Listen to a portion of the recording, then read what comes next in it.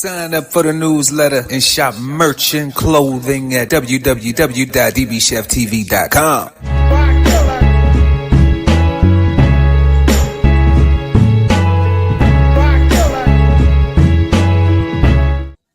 Happy Friday, and welcome back to another episode of Brunch with the Fellas, reviewing the latest trending topic, news, and entertainment. I'm Chef Earl Pearl at DBCHEFTV, always with mi primo grande, the one and only Cold Seasons. How you feeling, Big Cub? Pretty good, man. I made it to the weekend, trying to do my little thing on the weekend, just a little weekend thing. Yeah, man. TGI Friday, right? TGI Friday. You know, salute. Let's go ahead and get one in. Salute to everybody out there joining us. Y'all make sure to smash that like button. Yep. Smash the like. Also, subscribe to the channel and hit the notification bell so when we go live, you never miss an episode of Brunch with the Fellas. And head on over to www.bksoulfarm.com and pick up your copy of 1016-160 Self-Sustainability by Ali Dawood. Link is in the description. And don't forget, y'all, we got them same great ribs. Next level flavor, Ribs on the Run 2.0, bold flavor, made to go, real ribs, real flavor, real good. Okay, available for events, parties, catering, and more at 984-331-6946. You can go ahead and scan that QR code to get you in the Ribs on the Run 2.0 mode. And then, y'all, don't forget, we're giving away $100 each and every third Sunday right here on DB Chef TV. All right. And all you got to do is subscribe on YouTube. We want to show love to you for showing love to us. And then, yeah, y'all can kick it with us on Kick too. And yeah, make sure to smash that like. And like we always say, if money's tight, it's all right. We're going to still love them if they do what, Code C's? Smash the like. Smash that like button. Smash it. Smash it. Beat it up. Punch it out. Knock it out. And let's knock out some of these trends tonight. Let's go ahead and get into it. So we got Mississippi woman found hanging from a tree. Sad story. This is wild. I'm gonna reserve myself for this one. But then we got two. TPS ends for Haitians, and DHS offers them $2,600 to leave the country. Just another crazy story. Then it's getting more crazier. Cold Seas. It's just getting more crazier. Then we just ran the start of that, and then let's keep going. What we got? Then we got Nolan Wales' death case becomes life-threatening. Like, rest in peace to Nolan Wales already. Now people trying to help Nolan Wales getting their life threatened. Like, it's wild. Then we got a Mexican influencer killed during I think it was a Kick live stream, y'all. I think he was on TikTok, but his homeboy was on Kick. You know, it's crazy. Then we got Dr. Fauci, COVID-19 Senate Homeland Committee hearing. That was wild too. We're gonna go and talk about that. And then we got DC comedy legends Martin and Tommy Davidson. Y'all know Martin Lawrence. They got a new spinoff show, and we're gonna go and check that out. That's gonna be fun. That's a fun thing. We tried to end it off on a positive note, but don't hold me to that because we still got out too many mimosas, and you know, shit is crazy, y'all. Shit is super crazy. So let's go ahead and jump into Mississippi woman. And y'all know the rest. Let's get into it. And neighbors told me that they were just shocked when they learned that a woman was hung from a tree in a backyard at a vacant home. They say that this is just heartbreaking. Here in this neighborhood, you know, a woman's body was found. What was your reaction to that? It was heartbreaking. One, because they said she was found in a backyard, not alive. And God didn't put us here to be done that way. Well, they said she was found in the backyard, unalived. Mm-hmm. She left out the other part. You know why she left out the other part? Because that's why God didn't put us here. To be, You know what I'm talking to about? die that way. You know what I'm saying? That's what that part was about. She didn't even want to say it. She was just the trauma from slavery, the trauma from the history of Lynching. lynching. Yeah. You know what I'm saying? It's like she don't even want to say it. She don't even want to say, dang, man. Shout out Bug in the building. What up, Bug? And shout out Dr. Mo in the building. Peace. Peace, Dr. Mo. What up, everybody? Thank you for tuning in. You know, that's crazy. Did you hear the elder though? Cause the elder, like, man, they just found him in the backyard. She didn't even want to say how they found him. Say how? Yeah, she didn't want to. She didn't want to like she didn't want to relive it. Almost, you know, it was just like she seen what she seen. She know what's wrong, and probably thought it was gone for a long time, you know. And but it's still out here, and I mean, we're seeing it more and more. That's the crazy part about it. For sure. Violet Wilson says learning the woman was found hung from a tree made the discovery even more disturbing. It's unnatural in this lifetime. You don't see things like that. Darren Johnson says this has shaken a neighborhood he considered safe. It's quiet, older people over here, so we don't normally have that. So just to hear that happen, it kind of got us shook, basically the whole neighborhood shook, because we never have that problem. Now he says some neighbors are questioning. So what you think when he was like, we never had that problem? I think he was saying like, we get along with white folks around here. Yeah, I mean, you think that's what I gather from it when he said we that? never had that problem. My first thing was like, you know, no shit. Like we shouldn't have that problem at all. Like, you know what I'm saying? Ain't too many black people communities where you can say we have that problem. You know what I'm saying? So I mean, you know, I don't know if he's saying, you know, we get along with white folks. I mean, I think that's a regular common thing now. That's like the thing to do. You know what I'm saying? So I just is it though with the Patriot Front and all these other things that we be seeing happening and all this other so I mean, is it? You know, because you know, it's like it's certain white people that do that type of thing. If that's, you know, what's going on, it's certain white people that do that type of thing. But then you have, you know, good white folks. So you know what I'm saying? Like, I mean, I think a lot of people are good people. You know what I'm saying? So I mean, I get along with white people. You know what I'm saying? Now, if you come talking crazy, I'm not gonna get along with you. But I'm gonna move myself, you know, out of your area. You know what I'm saying? I'm not going. You get along with white people. How many white friends you got? Friends? like friends? I got plenty of white friends. My son-in-law is white. You know what I'm saying? My brother-in-law my brother-in-law is white. Ain't You that know what I'm saying? Oh So, man. you know, I mean, How you about know, that? Cuz yeah. Well, you know, I mean, they, you know, so that's family to me. You know what I'm saying? And that's especially when family to yeah, us. you know what I'm saying? So, you know, it's not I mean, you just got certain ones out here, you know what I'm saying? Just like you got certain people that that's on drugs, you got certain people that's not on drugs, you got certain people that's good people and certain people that's bad people, you know what I'm saying? So you can't lump and that's from every race.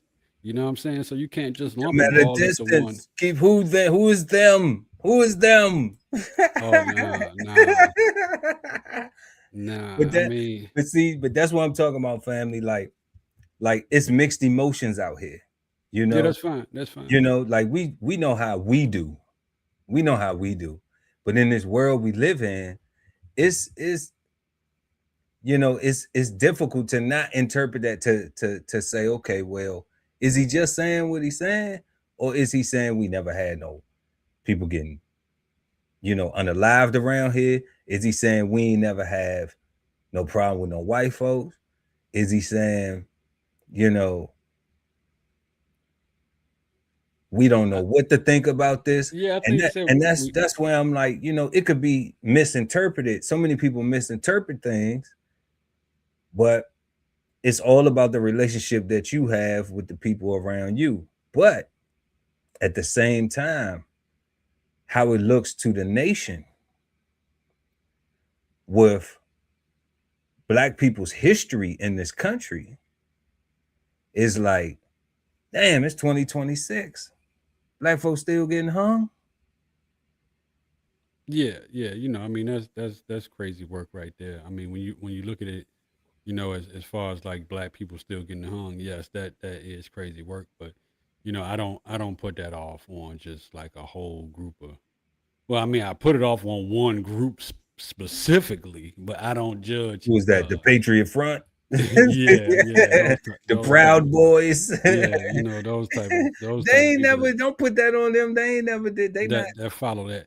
They No, ain't but never did nothing like that. it's their group of people and followers that, you know, they egg on to, you know, have that type of mindset and ideology and stuff like that. You know what I'm saying? So, It you seems know, like I mean, that's the narrative, but yeah, I mean, and you know, I'm pro black, but there's some black folks I don't want to be around, just like there's some white folks I don't want to be around.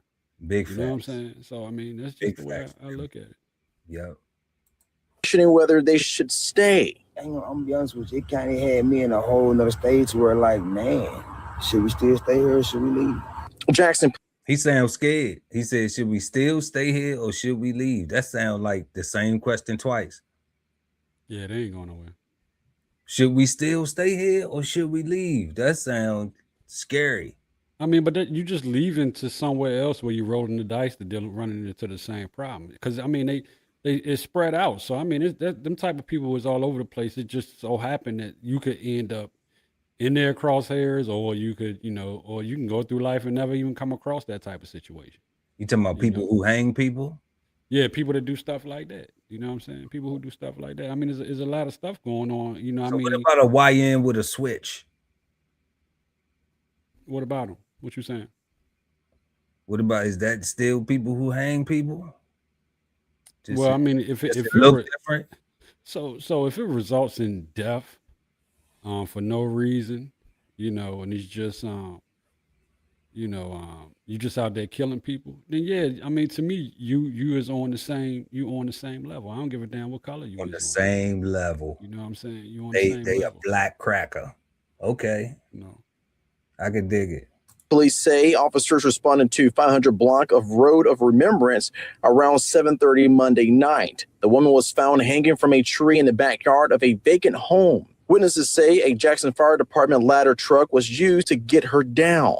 But just to hear about that, like I say, you got everybody skeptical, everybody questioning each other. Don't nobody know what's what. And the Hinds County coroner says that is still unknown right now, the cause of death. And also they're not releasing as of right now the identity of the woman, but it is confirmed that the woman's body was sent to the state medical examiner's office. Yeah, that's wild. Super wild right there. In my crooked letter. That's down Mississippi. Yeah. You know, I mean, and honestly, that's when you hear a story like that and then you hear Mississippi, I mean, honestly, we shocked that it happened, but it's like you're not surprised. Like that's where you expect something like that to happen. You know what I'm saying? Like it's just. Do you expect something like that in 2026? We expect not expected to happen. But when we look at the South and what the South brings, when you hear that happened there, that was the old South. This ain't the new South. The new South, but it ain't the old South if they still hanging niggas down there. Put something on you. You know, they still hanging people down there. You know what I mean? So I mean, old South regenerated, revamped, something. I don't know what it is. You know what I'm saying? But you know, you hear about it in somewhere. I'm gonna say this. I'm New Jersey or New York. I'm gonna say this.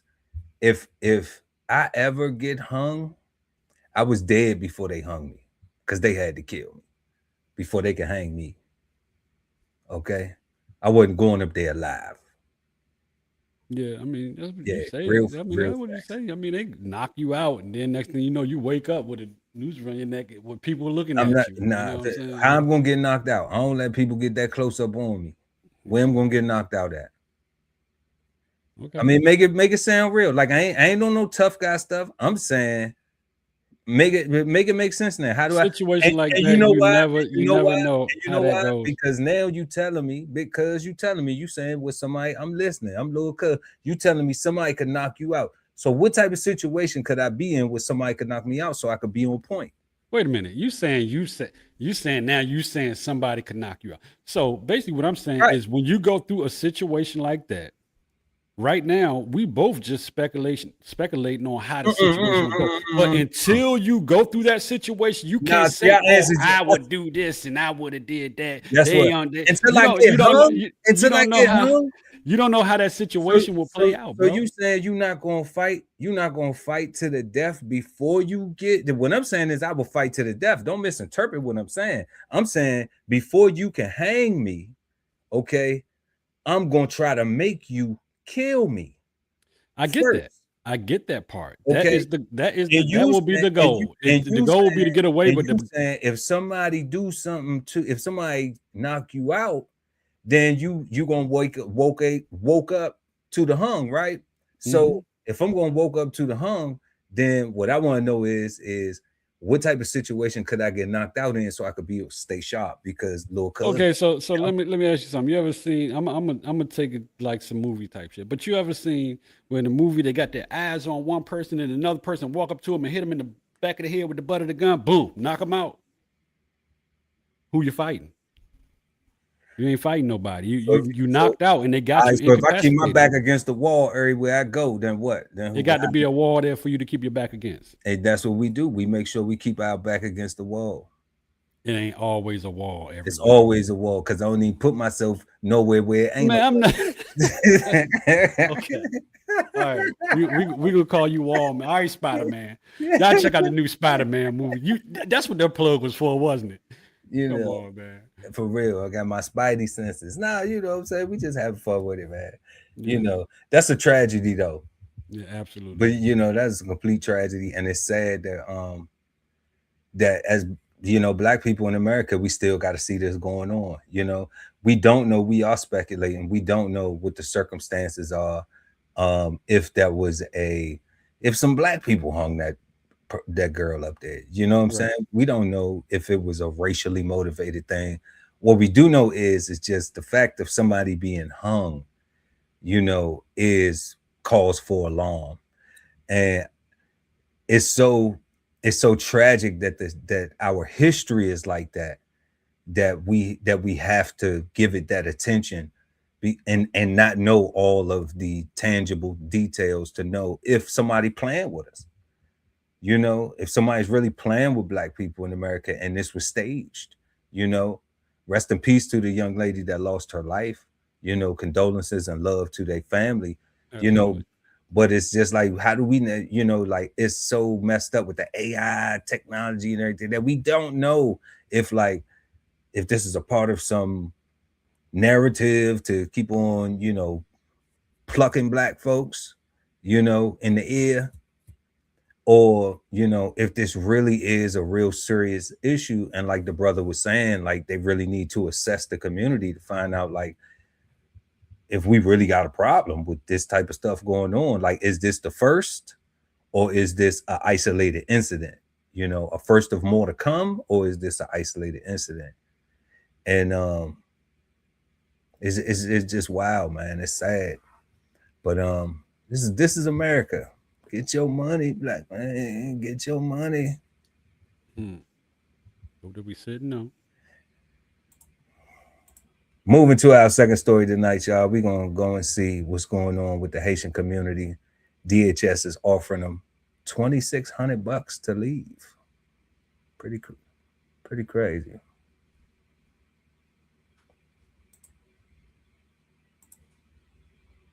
Temporary protected status has officially ended. This case specifically dealt with Haitians, so the protection has officially ended for Haitians. So what this now means is if people have no other pathway to legally remain here in the United States, they are now at a higher risk of deportation. Remember, back in June, the U.S. Supreme Court ruled that the Trump administration has the authority to cancel temporary protected status specifically for Haitians and Syrians. And then earlier today, a lower court judge who had been overseeing one of those cases. Okay, so this right here is crazy, y'all, because Haitians and Syrians both are falling under this new order. So it's going to be interesting to see how this plays out as far as when the Haitian expiration, the Syrian expiration date comes to fruition. I remember living in Philly when I was stationed in Philly. It was a significant Syrian community there, and cool folk, cool people too, man. You used to be my neighbor, so like this is just, you know, this is tragic also, but we're gonna get to it though. She issued an order which brings this matter in line with the ruling from the U.S. Supreme Court. So many Haitians who had been watching all of these proceedings, they now have the final answer from this lower court judge who says temporary protected status is officially over. In recent days, we've also learned that officials in Ohio, ICE officials, have been putting ankle monitors on Haitians. And earlier this... That's crazy though. Yeah, that's wild.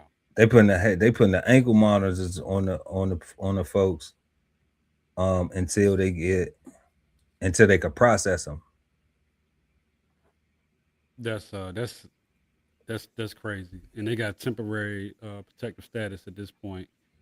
And you know they're doing the no. Temporary protective status has completely expired for all Haitians that fell under the TPS. Okay, and Syrians too. Syrians have a extended date, but that ruling, they had the Syrians grouped in there too. The Syrian community or immigrants, they had them in there too. So they just have a different expiration date, but that ruling covered Haitian peoples and Syrian peoples. So we're just, you know, so right now we're seeing the Haitian community, the effects with the Haitian community. And then I'm sure we're going to see, as time proceeds, we will see what's happening with the Syrian community as well. You know, I'm sure that's going to be publicized too. We'll be able to talk about it. But yeah, the ankle monitors are wild. I mean, I'm just trying to figure out, are they just showing up at their house and being like, hey, you're being fitted for an ankle monitor, put it on. You know, I mean, how, you know, are they telling them, hey, come in and get your ankle monitor? Like, how is this thing going, man? I mean, I'm just, I'm shocked about the ankle monitor situation with this, honestly. I like it a little bit better than them just snatching them up and, you know, being reckless. You know, if you was in that situation, would you rather be on the ankle? You know what? Let's finish it out first, and I'll ask you that question later. This week, we heard from the Secretary of the Department of Homeland Security, Mark Wayne Mullen, where he said we are going after them right now when he was specifically asked about Haitians. Yes. Are you going to be going after Haitians living in the country, Syrians living in the country? What's the path forward? Well, I hate when it's phrased going after individuals. The fact is, TPS for certain individuals under the court ruling, they no longer have status. TPS was temporary. It was never meant to be a permanent status. You had an opportunity while you were here to possibly try to change your status. Now that the court ruling has went out, you no longer have that option. You have to go back to a country that either take you or back to the country you came from. And if you deport yourself, which we will give you $2,600 plus a plane ticket to go home, you had the opportunity at that point to fill out it legally for a visa or another way to come back in this country. But you have to come in through our immigration systems and follow our laws, not illegally. But if we have to arrest you and deport you, that option of coming back in this country is off the table. So we would encourage everybody that fell underneath TPS, that is no longer temporary protected status for you. Your time has expired. Go to our website, sign up for self-deportation. We'll help you get to the country that you came from, or get you to the country that are willing to accept you. Fill out the paperwork, and maybe you can come back and participate in the American dream. Yeah, he was kind of petty with that at the end. Yeah, he's a white supremacist. I don't think so. I think so. I'm not going to. I don't think he's a white supremacist. I think he got orders. No, Mark Mullen, he's you know him personally? I follow politics, you know, and I try not to get too heavy on this show So here. what But has he done though? Like you know, because just like these type of moves here, and just like the approval. I'm gonna keep it a buck. So was them people standing up there with him, white supremacists too? Those people was following their orders. You know, they was following their orders. That was men. Well, That what was make you men think and he women. in charge? Listen, that was men and women in the military. I'm not going to put no soldier on the point to where when all this stuff comes to fruition, where people got to be held accountable for it, I would not put the soldiers up there with that. They're taking orders. A lot of them men and women, that they career men and women. And you don't And think that he taking orders too? he is, because he's taking orders directly from the president. You know what I'm saying? He's not taking orders. He's not going through. They're not going through the congressional process So he ain't in charge. for these orders to come down. He got a and job. everything like that. Yes, he has a job, but he also has a oath to the Constitution, and he's not following the And Constitution. so do all them soldiers. Right. That's what we take, because I'm a retired veteran, and that's what we take.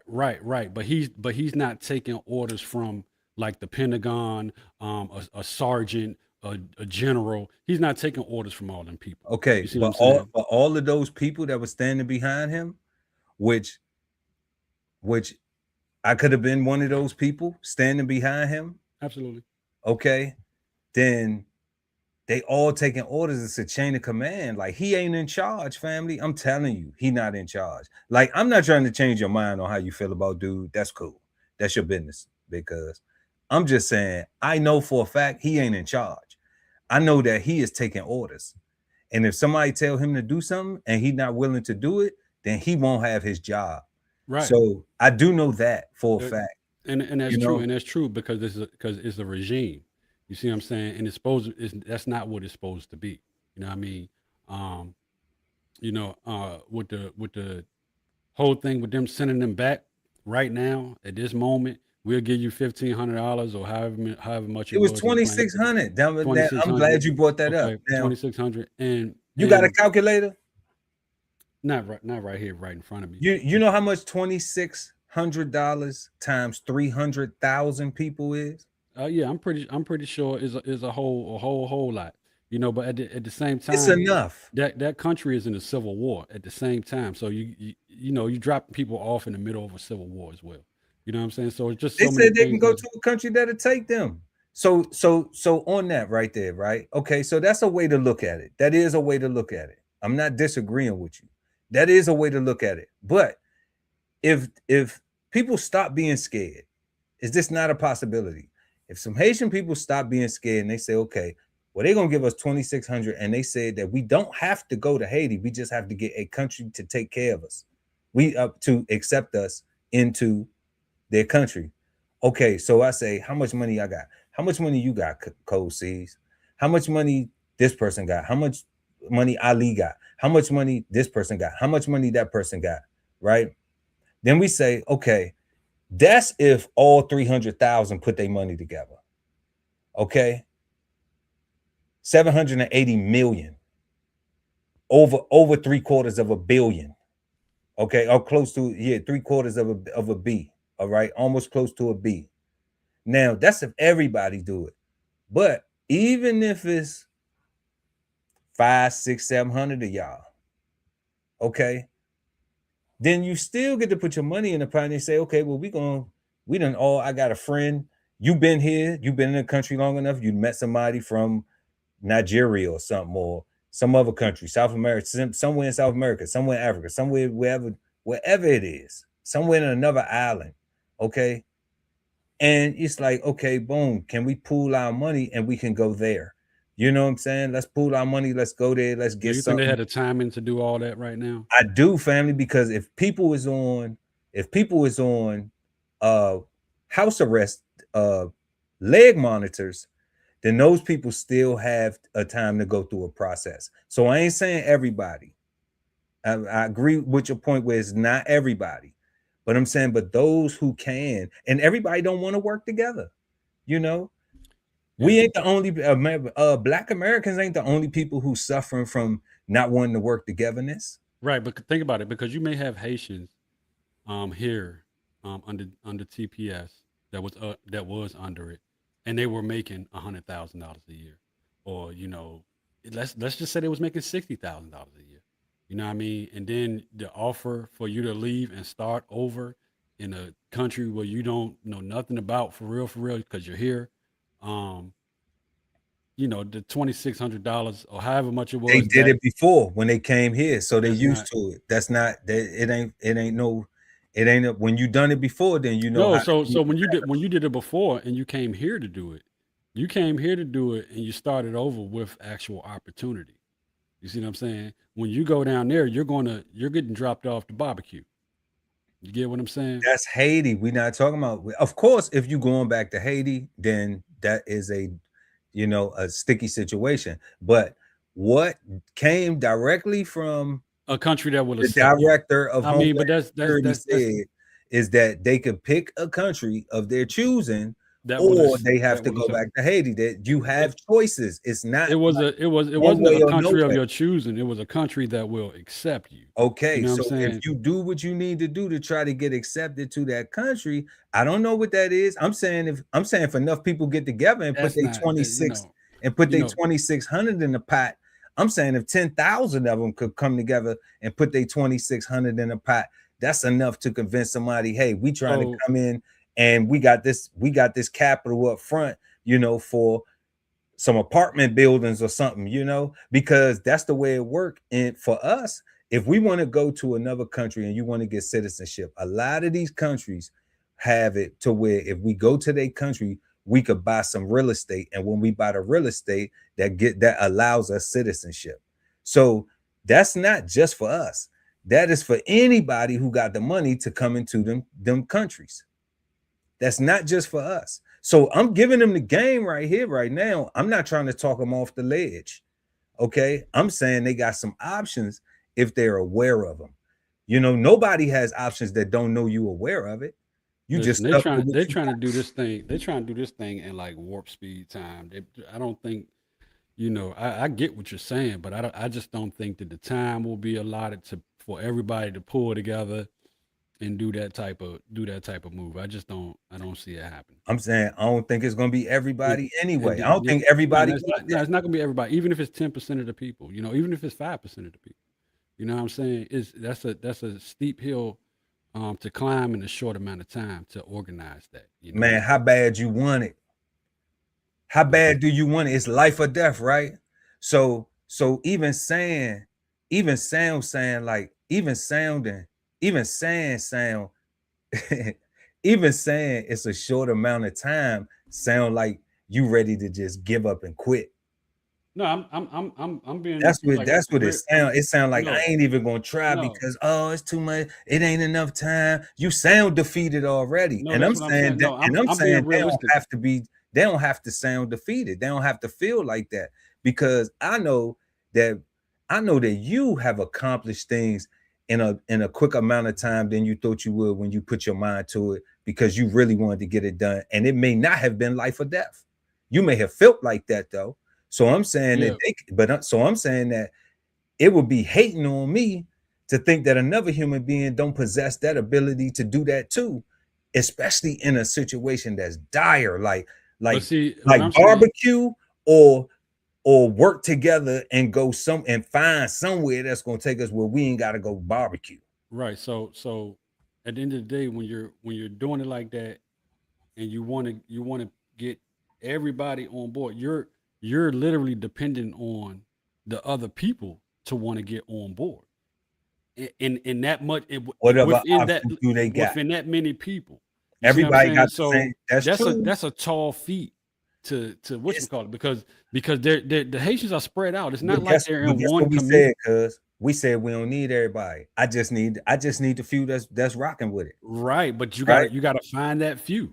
Okay. It's harder to find So- that few than it is to find everybody. No, it's not because we got social media, we got Haitian communities online, we got people that's, you know what I'm saying? Like you got a whole little Haiti, a whole little section. Matter of fact, the difference is like, yeah, we got the hood, right? You go over to where the Chinese food store at, and stuff like that and all that, you know what I'm saying, then yeah, that's probably where you got a whole bunch of, you know, black folks struggling.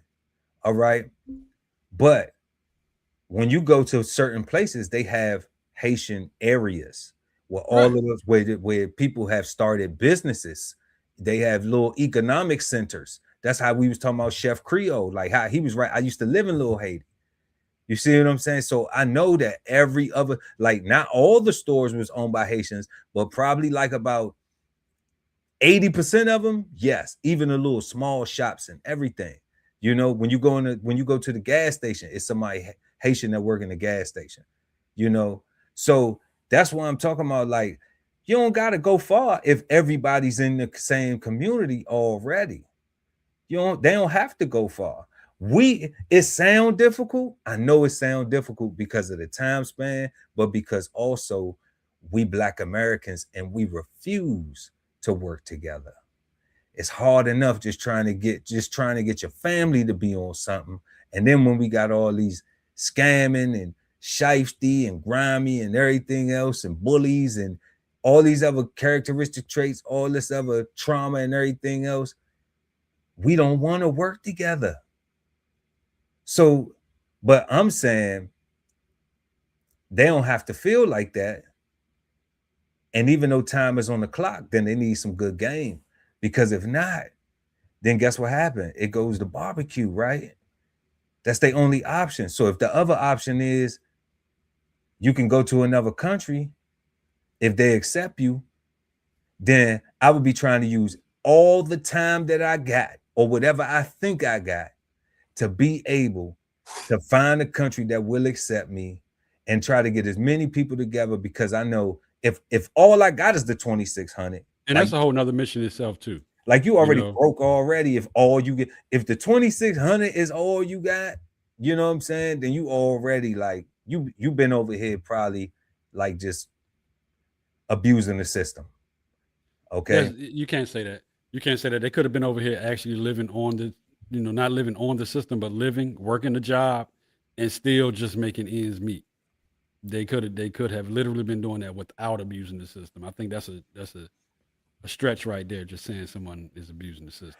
I'm not saying that they not a low wage employee, but I'm saying that the way our system is set up, it allows people to abuse it.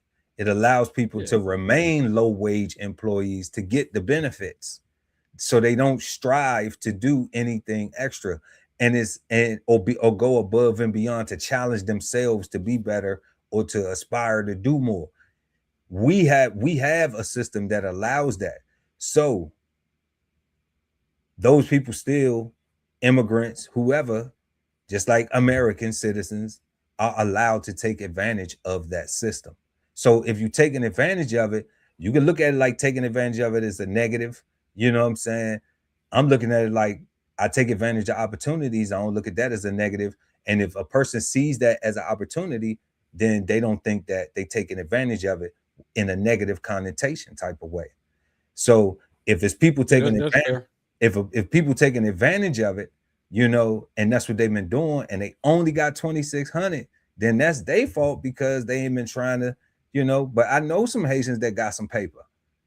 I don't know. There's a lot of Haitians that got a lot of paper. Yeah, I know some Haitians that got some paper. So that's why I'm saying, like, I don't know if they fall under TPS though, but if they do, then they still have to look at the options that they have. Like, it's not just you going back to Haiti.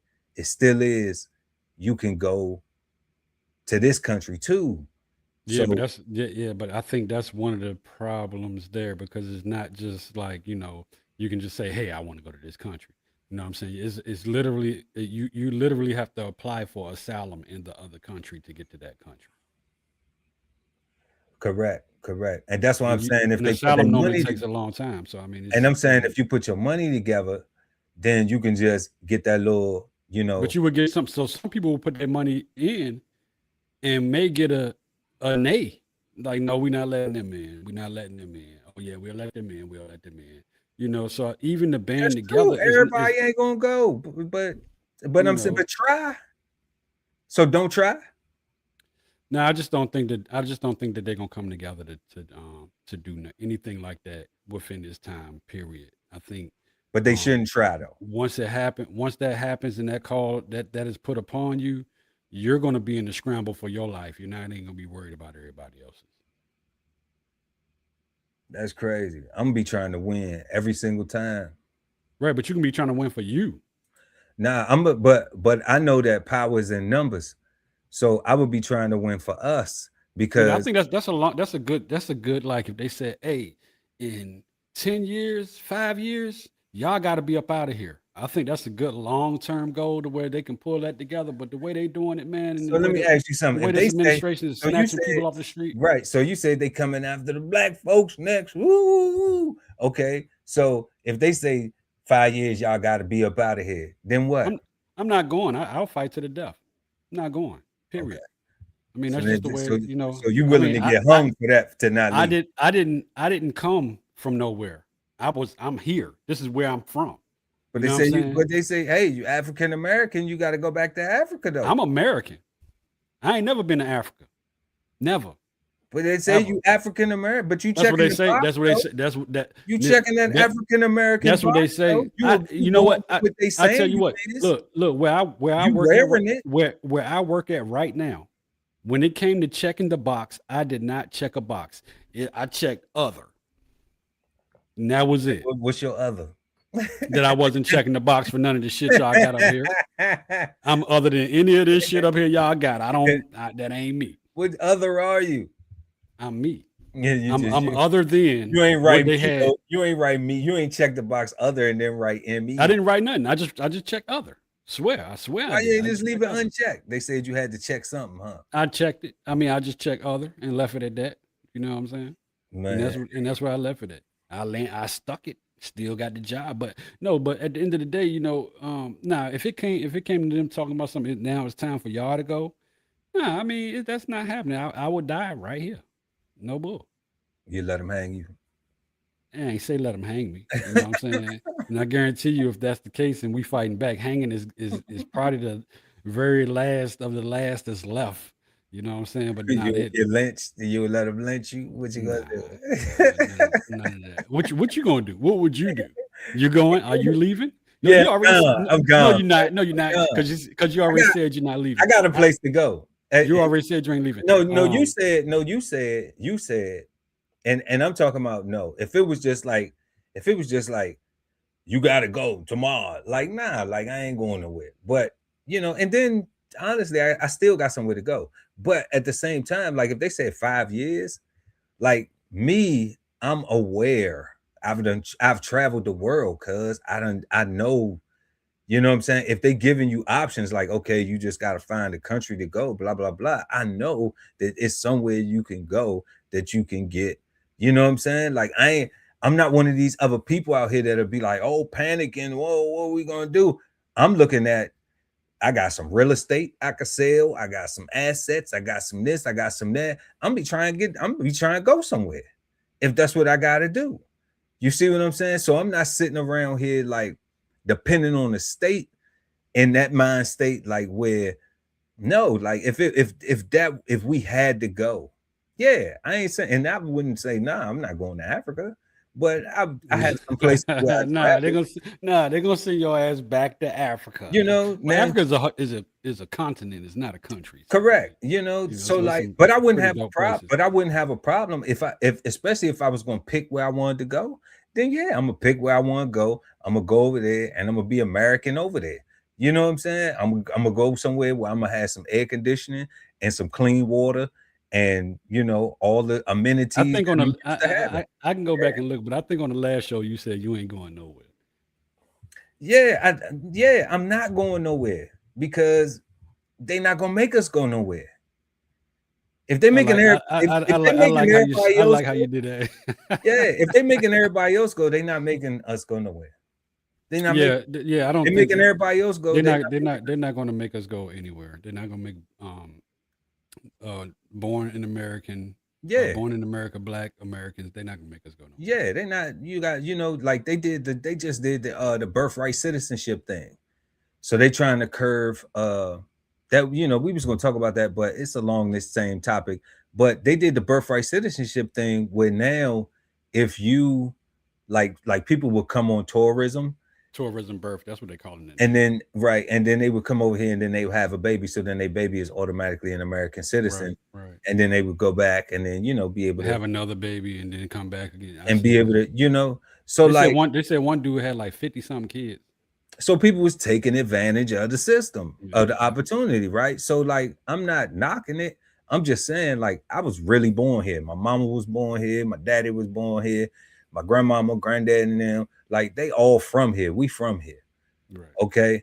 But if they said you gotta go, then my thing is not to be in a position where I'm struggling here, to where if that ever occurred, I wouldn't feel stressed. I wouldn't be like, you know what, this is foul. But do I have to die for this to stay? I would be one of those people that would literally stay and you know, do I have to die for this to stay? And if I'm in a position where I could say, you know what, well, I can go somewhere else and I got, you know, and I can do, you know, we got enough to be able to try it. Why not? Why not? Yeah, I'm fighting for it. Why not fight? Yeah. You know, why not? Yeah, as long as I could. I'm getting older now, so yeah, fight as long as I can, you know. Yeah, and I'm saying the fight ain't the same, and that's what I'm talking about. Like being older, like the fight ain't the same. That's why I see all these old civil rights dudes and all these people who've been fighting for black freedom and all this stuff. They be tired. They don't be. Dr. Lamb said, "I'm selling my house and I'm out." Yeah, like they be tired. Like they don't want. You know, they don't want to, whatchamacallit, they don't want to fight. You know, they not fighting for it. Politicians is all bought. I don't care what side of the aisle they on. I ain't knocking them. They got a good life. You know, take care of your family. However you do. I understand the game.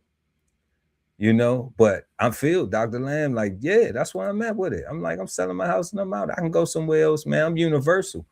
The only difficult thing is where you go is learning the language. If you don't know the language, then that's going to be your only thing. But if you go and you have something that is exchangeable, currency wise, money wise, monetary wise, yeah, you're going to be able to navigate, you know, not going somewhere broke.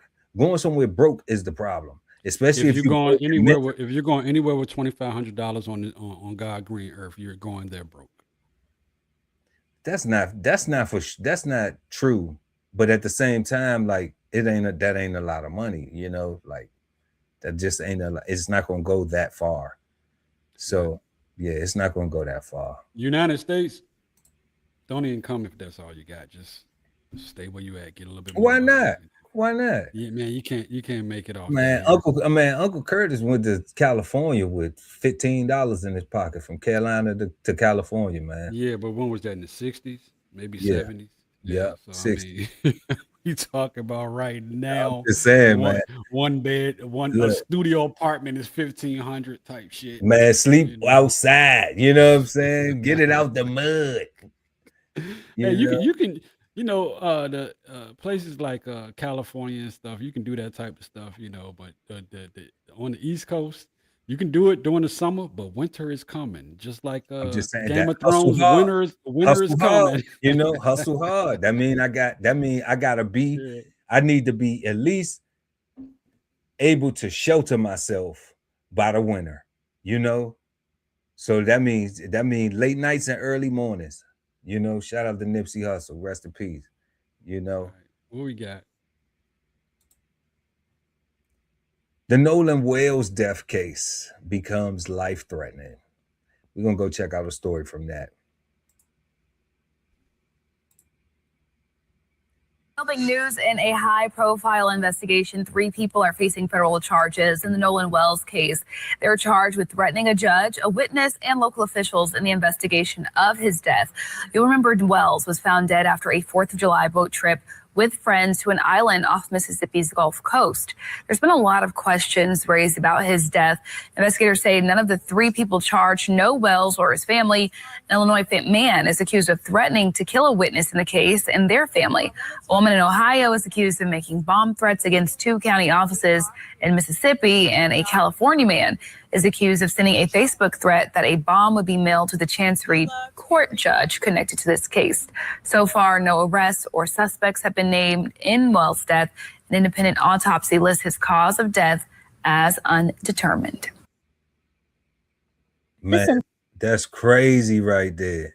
Yeah, that's why I actually seen that that story, and for these people don't even have no ties to nobody in the case at all. Like, they just stepped out on the limb and had the FBI knocking at their door because they want to participate in something that has nothing to do with them. Yeah, that's the wildest thing. Like, to me, you talking about his death case. Nobody even knows why he, like the autopsy came back and they saying they can't determine the cause of death. Right. So to me, that's wild. Like with all this technology, all these forensics and everything, like, how can you not determine the cause of death? That's the wildest thing, So I seen something that said that in that state, the medical examiner has to go back. And in that state, a death cannot be closed if there is not a ruling of how the person died. So they have to have a solid ruling of how he died. So it's an ongoing investigation, basically. It's still ongoing. So like, how long does it go on? Like this, usually when somebody dies, right, you could tell if it was a cardiac arrest, you could tell if it was blunt trauma, you could tell if it was, you could tell all these different things. Right. And I'm just like, how can you not tell what the cause of death was at all? Like at all, cuz that's the wild part to me. But then that's not the part that so then it make, because I'll be conflicted. It's 2 things. I do a little bit with this Nolan Wells case. I'm like, okay, so it's some people who know something, who was there, and they sticking together and they not saying nothing. Right. So, that works. Unfortunately, that's not what his family needs. They need closure, they need answers. But when people do stuff, commit crime, when criminals commit crime and everybody keep their mouth shut, then it pretty much, unless somebody go to telling on themselves, then it goes unsolved. Okay. But forensics can't even, right now, we got all the forensics back. And forensics is saying we have no clue. So if it is just them and now everybody being tight-lipped and they like, all right, well, the forensics came back, if everybody just hold tight, don't nobody get no guilty conscience, you go on about your life, if that's the case. Right.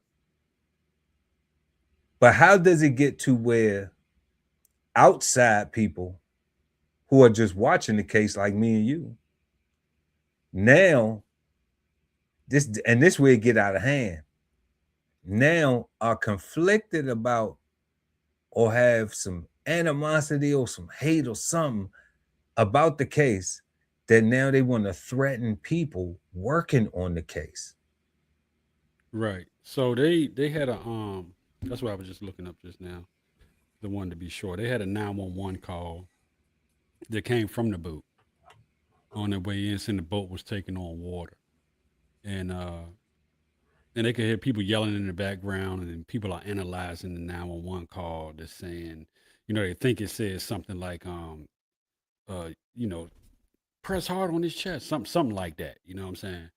And so then the Coast Guard come out, and they get the call for the distress call for the taking on water and whatnot. But by the time they got there, the boat was gone.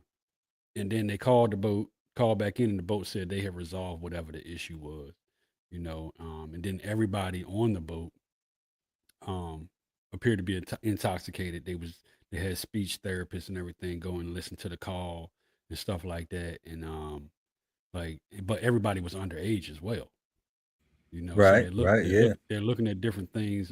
They were frantic. You could hear a lot of yelling going on in the background, and they're just trying to figure out if Nolan was on the boat at the time something happened, and they threw him overboard. And that's one of the things that they're trying to look at right now, because once they got in from that same call, um, you know, that's when it was discovered and all that stuff that Nolan's phone was actually on the boat. Yeah, but that's some guest stuff too, though. Like that's some, and what you just said, like that just goes to my point, family, that they would have to speak. They would have to, you know, if those people that threw him over the boat, if that's a real, that theoretical is real, then they would have to say something. Somebody would have to say, yeah, we threw his ass over. Yeah, at some You point, know? somebody conscious will have to sink in, and they actually you know, testify or give it up. You know what I Yeah, mean? they would have to. Yeah, they would have to say. They would have to say what happened. But it's a lot of that going on with several different cases. One case that I'm pretty sure we're gonna visit in the next show or two, maybe. Um, it was a girl with epilepsy, and this was just this happened about a couple months ago, but the footage just came out. She was invited over a house as a black girl, invited over to a house with three white girls. She had epilepsy. All of them got to drinking and whatnot. And once the girl with the epilepsy, the black girl passed out from drinking, they whipped her ass. You know, and then they were doing wrestling moves like jumping up and coming down on her with bows and everything.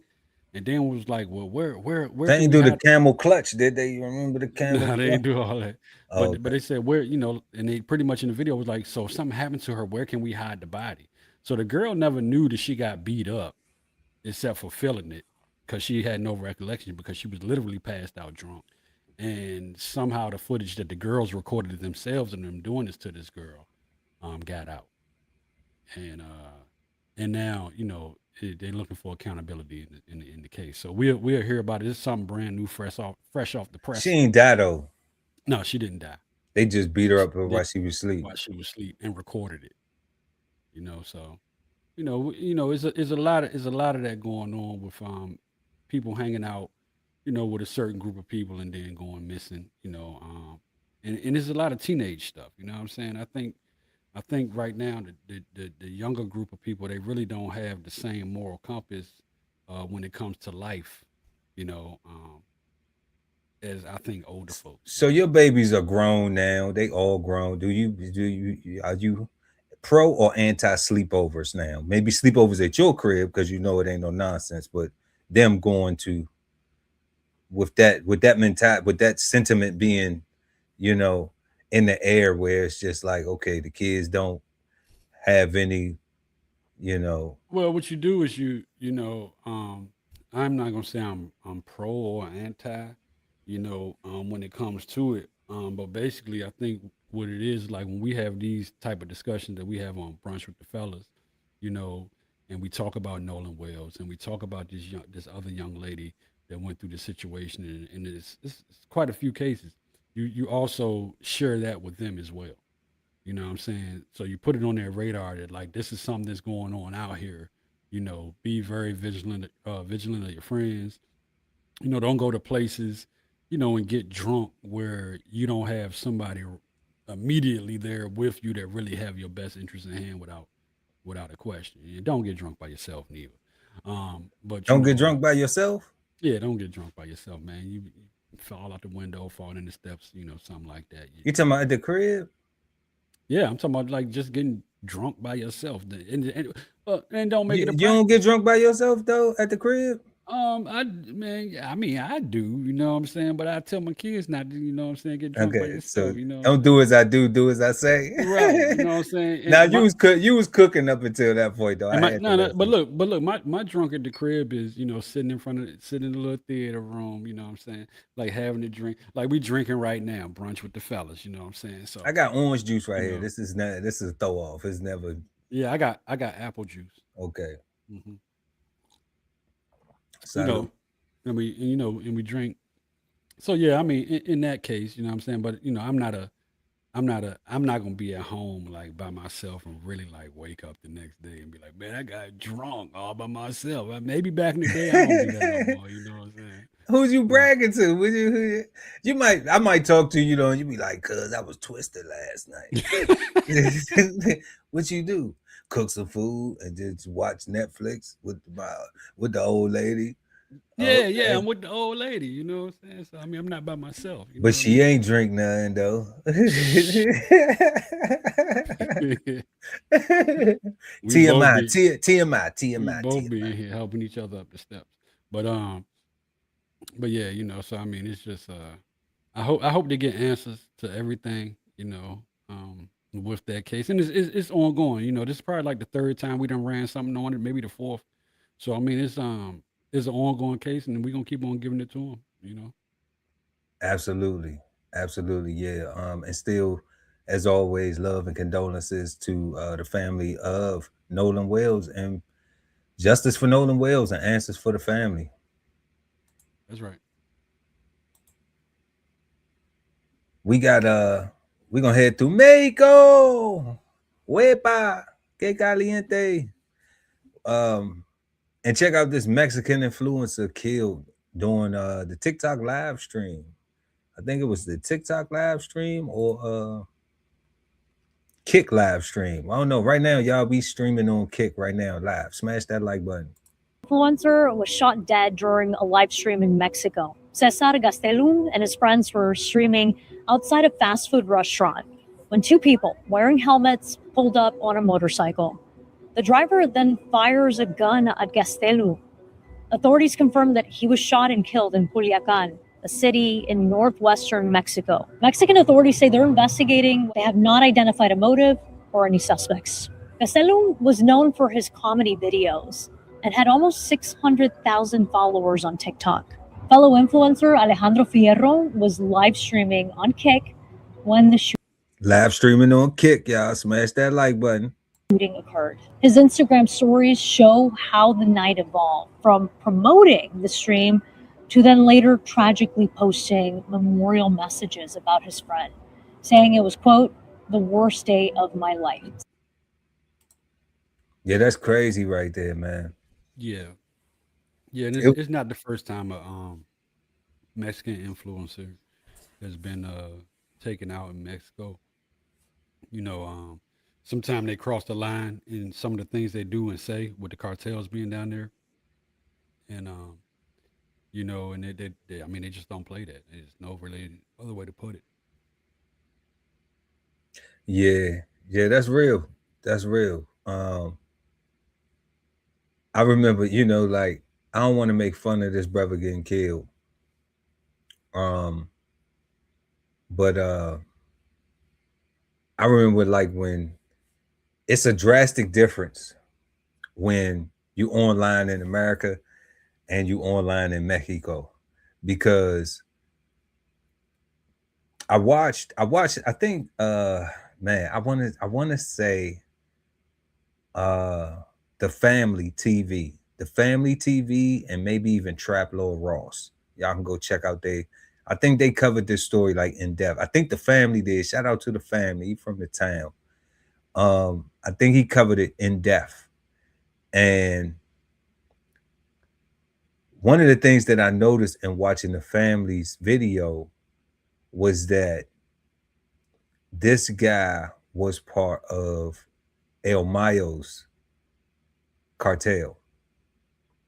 And the Chapitos, who is El Chapo's son's branch of the cartel in Sinaloa, they when the El Mayos, when they wear them hats like that, and he was really kicking it with them, so when he wore the hat, it was like a sign of disrespect. And then, and that's how they carried it. And then, of course, it's always like Carlito's way, is some young guy wanting to make a name for himself in the neighborhood. So you never know if it could have just been that, where it's just like, oh, there go a hat, let me get one, you know. But him being on live, I don't know if his language, I didn't get that he was saying things that was like anti Chapitos, you know, like I didn't get, because he was funny guy, you know, like he was comedian more so, and you know, live streaming and with his content. So it wasn't like he was making fun of them, you know, and he was just making, you know, just being a funny guy. And it's crazy when we compare and contrast it to somebody like Charleston White, you know, when we see Charleston White's antics, well, what he really stand for, and then we see like all the different things that he done had to go through with people like, you know, like I done been on the phone with people we know that's like, man, F Charleston White. I'm like, you don't even know dude, and you ain't even paying attention to what he's saying, you know, like you just hearing one part of what he's saying. You don't understand why he's saying what he's saying and what he's trying to do with it. You know, you the people that's helping him get to where he want to be at off the likes and off the views, because he pressing that nerve, so that way you will react to it and you'll watch it, because people like tuning in the chaos, you know. So I understood what he was saying, but like if he was in Mexico talking that talk like that, oh yeah, it go down a little different, you know what I'm saying? So I just say a lot of people out here capping, they ain't really about that action, you know. And if Charleston White was, if America was set up like Mexico and Charleston White was here, we would be saying if Charleston White like was here, you know. We'd be speaking in past tense. In past tense, right? Right, because you know, like I said, this story right here with this young influencer here, this is not the first one. I mean, it's dozens of them. Just where they in their natural element of young folks being influencers, but not recognizing the boundaries around them. You know, when it comes to it, you know what I mean? And I mean, anything with the cartel, you know what I'm saying? You really don't want that kind of smoke, you know, and you really don't want it if you're actually in their element. You're down there and you're thinking because you got all these views and everything, you know, your death will be a view. Clearly, that's how they rocking. Right. Yeah, they not playing around with it. But rest in peace to his family, to him, and love and condolences to his family. That's right. And yeah, that's a sad story. But who knew streaming could be so dangerous? It's crazy. We're gonna head to Washington, D.C., y'all. We got Dr. Fauci. That too, Dr. Fauci. COVID-19 Senate Homeland Committee hearing where he pleads the fifth a lot. 120 times. The Senate Homeland Security Committee voted to hold Dr. Anthony Fauci in contempt. This follows his refusal to answer questions during a hearing on the COVID-19 pandemic last week by invoking his Fifth Amendment right. Now, here's the moment they voted this morning. The nays are 5. On the vote by proxy, and for the record only, the yeas are 0, the nays are 2. On this vote, the yeas are 8, the nays are 5, and the motion is agreed to. So you remember that hearing that Dr. Fauci appeared at where he invoked the Fifth Amendment, his Fifth Amendment right, nearly 100 times.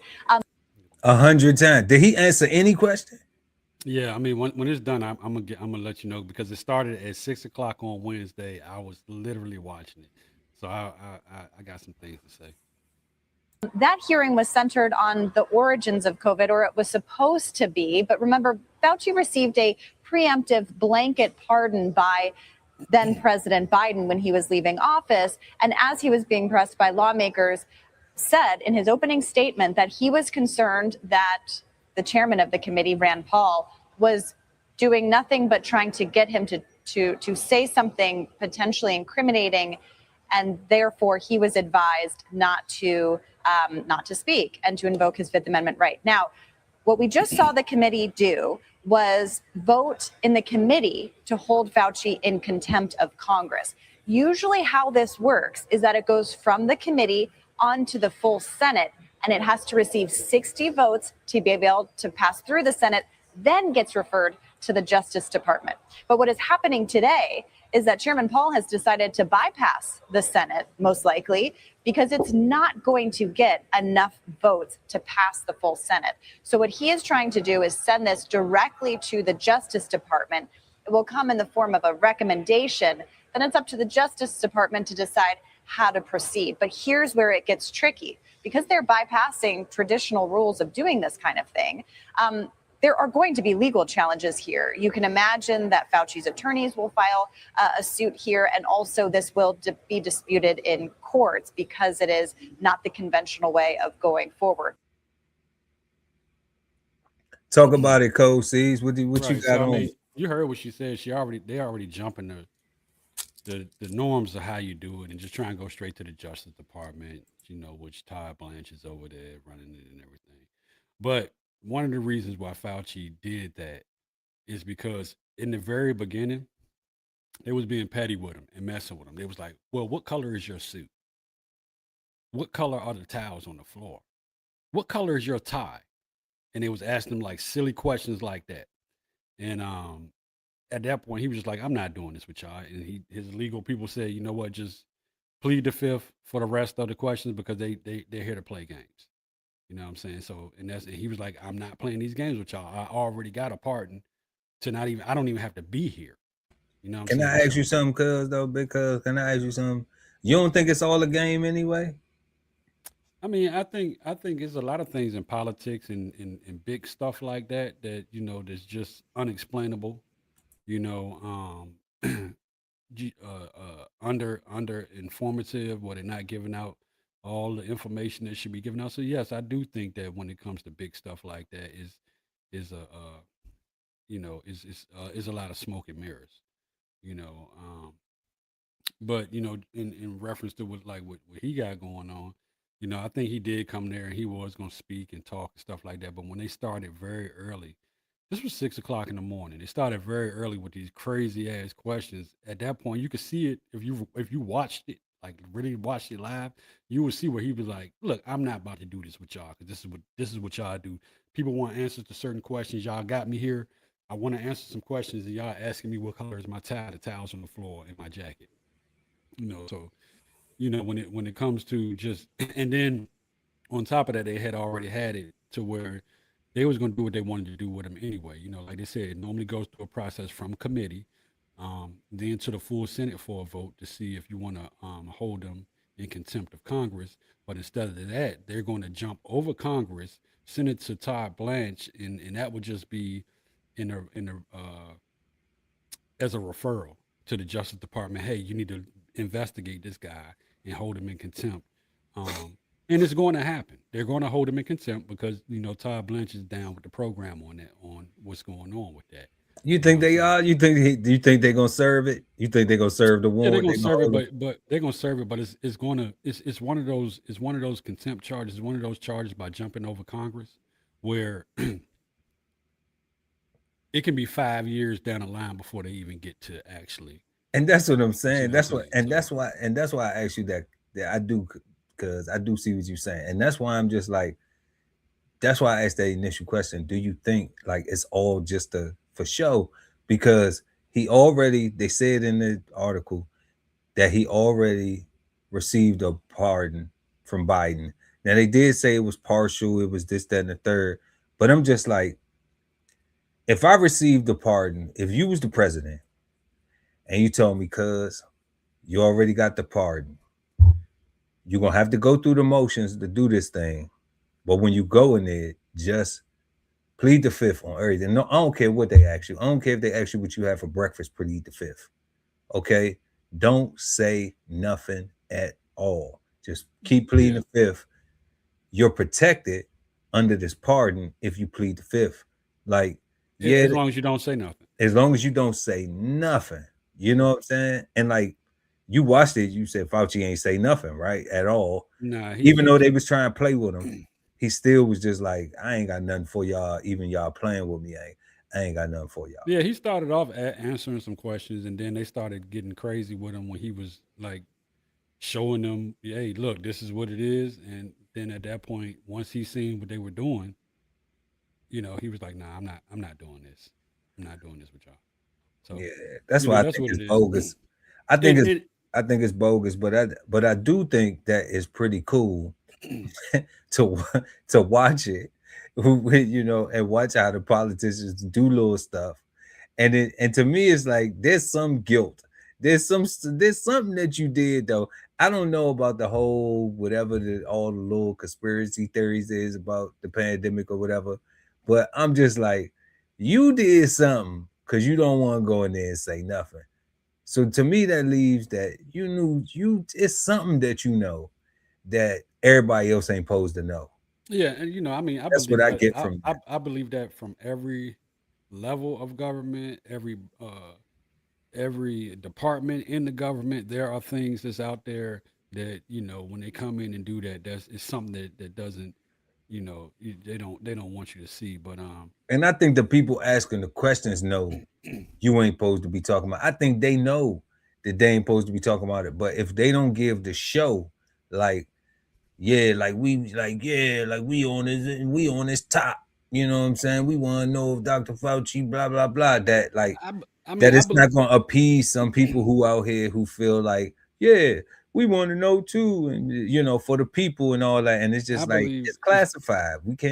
We not. I believe it was honestly to buy time. It was a distraction. You know what I'm saying?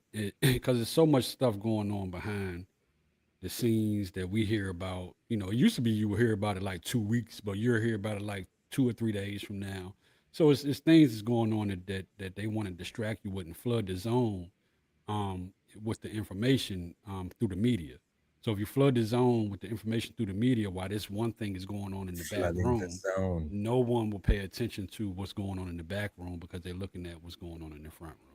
You know, so I mean that's what I think that is with that. I mean the situation is you know that's here and gone.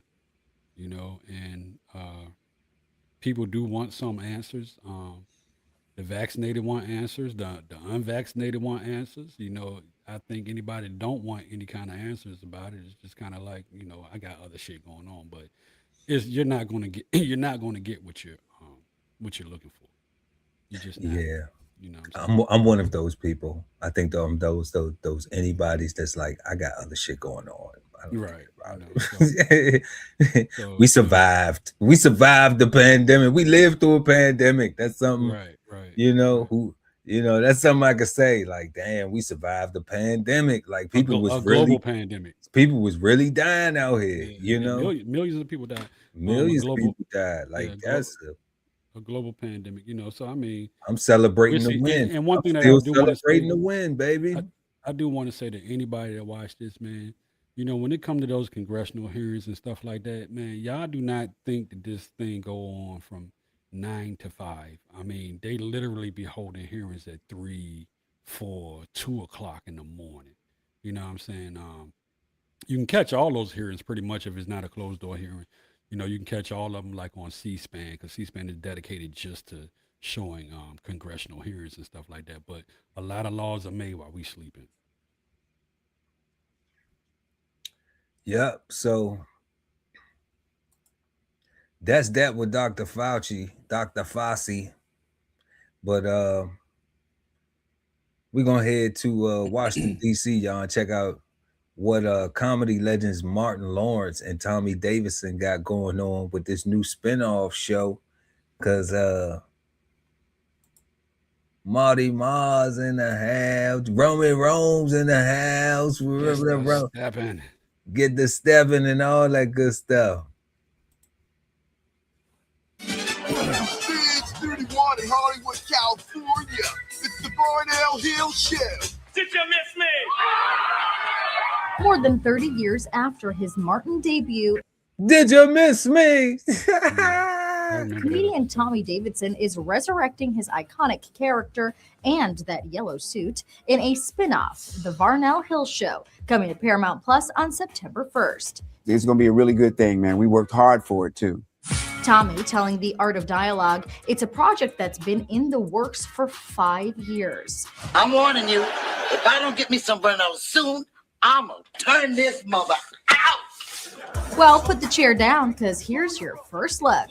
That's Tommy as Varnell with his team behind the scenes of his long-running late-night talk show, as the host fights to stay relevant amid industry changes. The ensemble cast includes beefy veteran Kim Whitley. I got to do the Martin Show back in the day. A funny cast. It's going to be on and popping. It's a TV show about a late-night talk show that's really a late-night talk show. So when we go to the nighttime part, we got real guests. Yep, expect cameos from Dion Cole, Damon Wayans, Mike Epps, Omarion, and more. Plus, the man himself, Martin Lawrence, who's also an executive producer. Everybody showed up. The set was like back in the 90s, man. Okay, folks, here we go. E.T. was on the Martin set with the OG cast back in the 90s. What happens is, God, I'm gonna kill you. Okay, now listen, y'all are fired. Excuse me. Tommy's fan favorite persona, who only appeared in a short 2-episode arc, now ready for his own moment in the spotlight. Is there room for something like that now? I think so. The camera came on. I ain't say nothing that was on the script. Do you have a pool? Don't have a pool. But we got a 10-mile lake out back. Call it Lake Varnell. Yes, catfish are delicious. He was. That's little Boosie right there. He got the lake in the back with the catfish. Oh, man. It's delicious. Trying to not laugh, man. It turned out to be a classic because that was our real relationship. You know? Red beans and gravy. I ain't too lazy. It was the most wonderful thing for me. But it's a responsibility too. And so I do the best job I can for everyone. Of course I did. Man, shout out Tommy Davidson and Marty Ma, man. That's right. That's gonna be a hit. Peace, y'all. Peace. Yeah, I think that's gonna be dope, man, for real. Yeah, they already got some A-listers on there, and so I think they're gonna make it happen.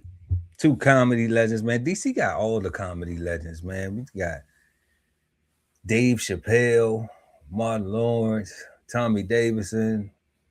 Who else? Earthquake. Who else? I think Don DC Curry. Who else? Chico Bean. I'm trying to tell you, man, the legends just be coming up out of there, man. Funny Mike.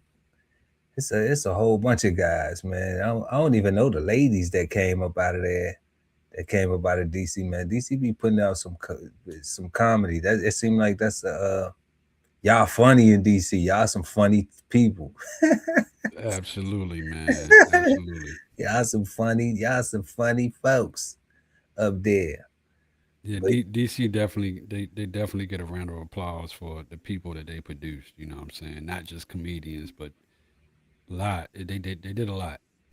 Did a lot for entertainment. That's for sure. I think Clifton Powell from up there too. Taraji P. Henson. God dang, who else? Wale. Well, nah, not rappers. I'm just talking about Hollywood right now.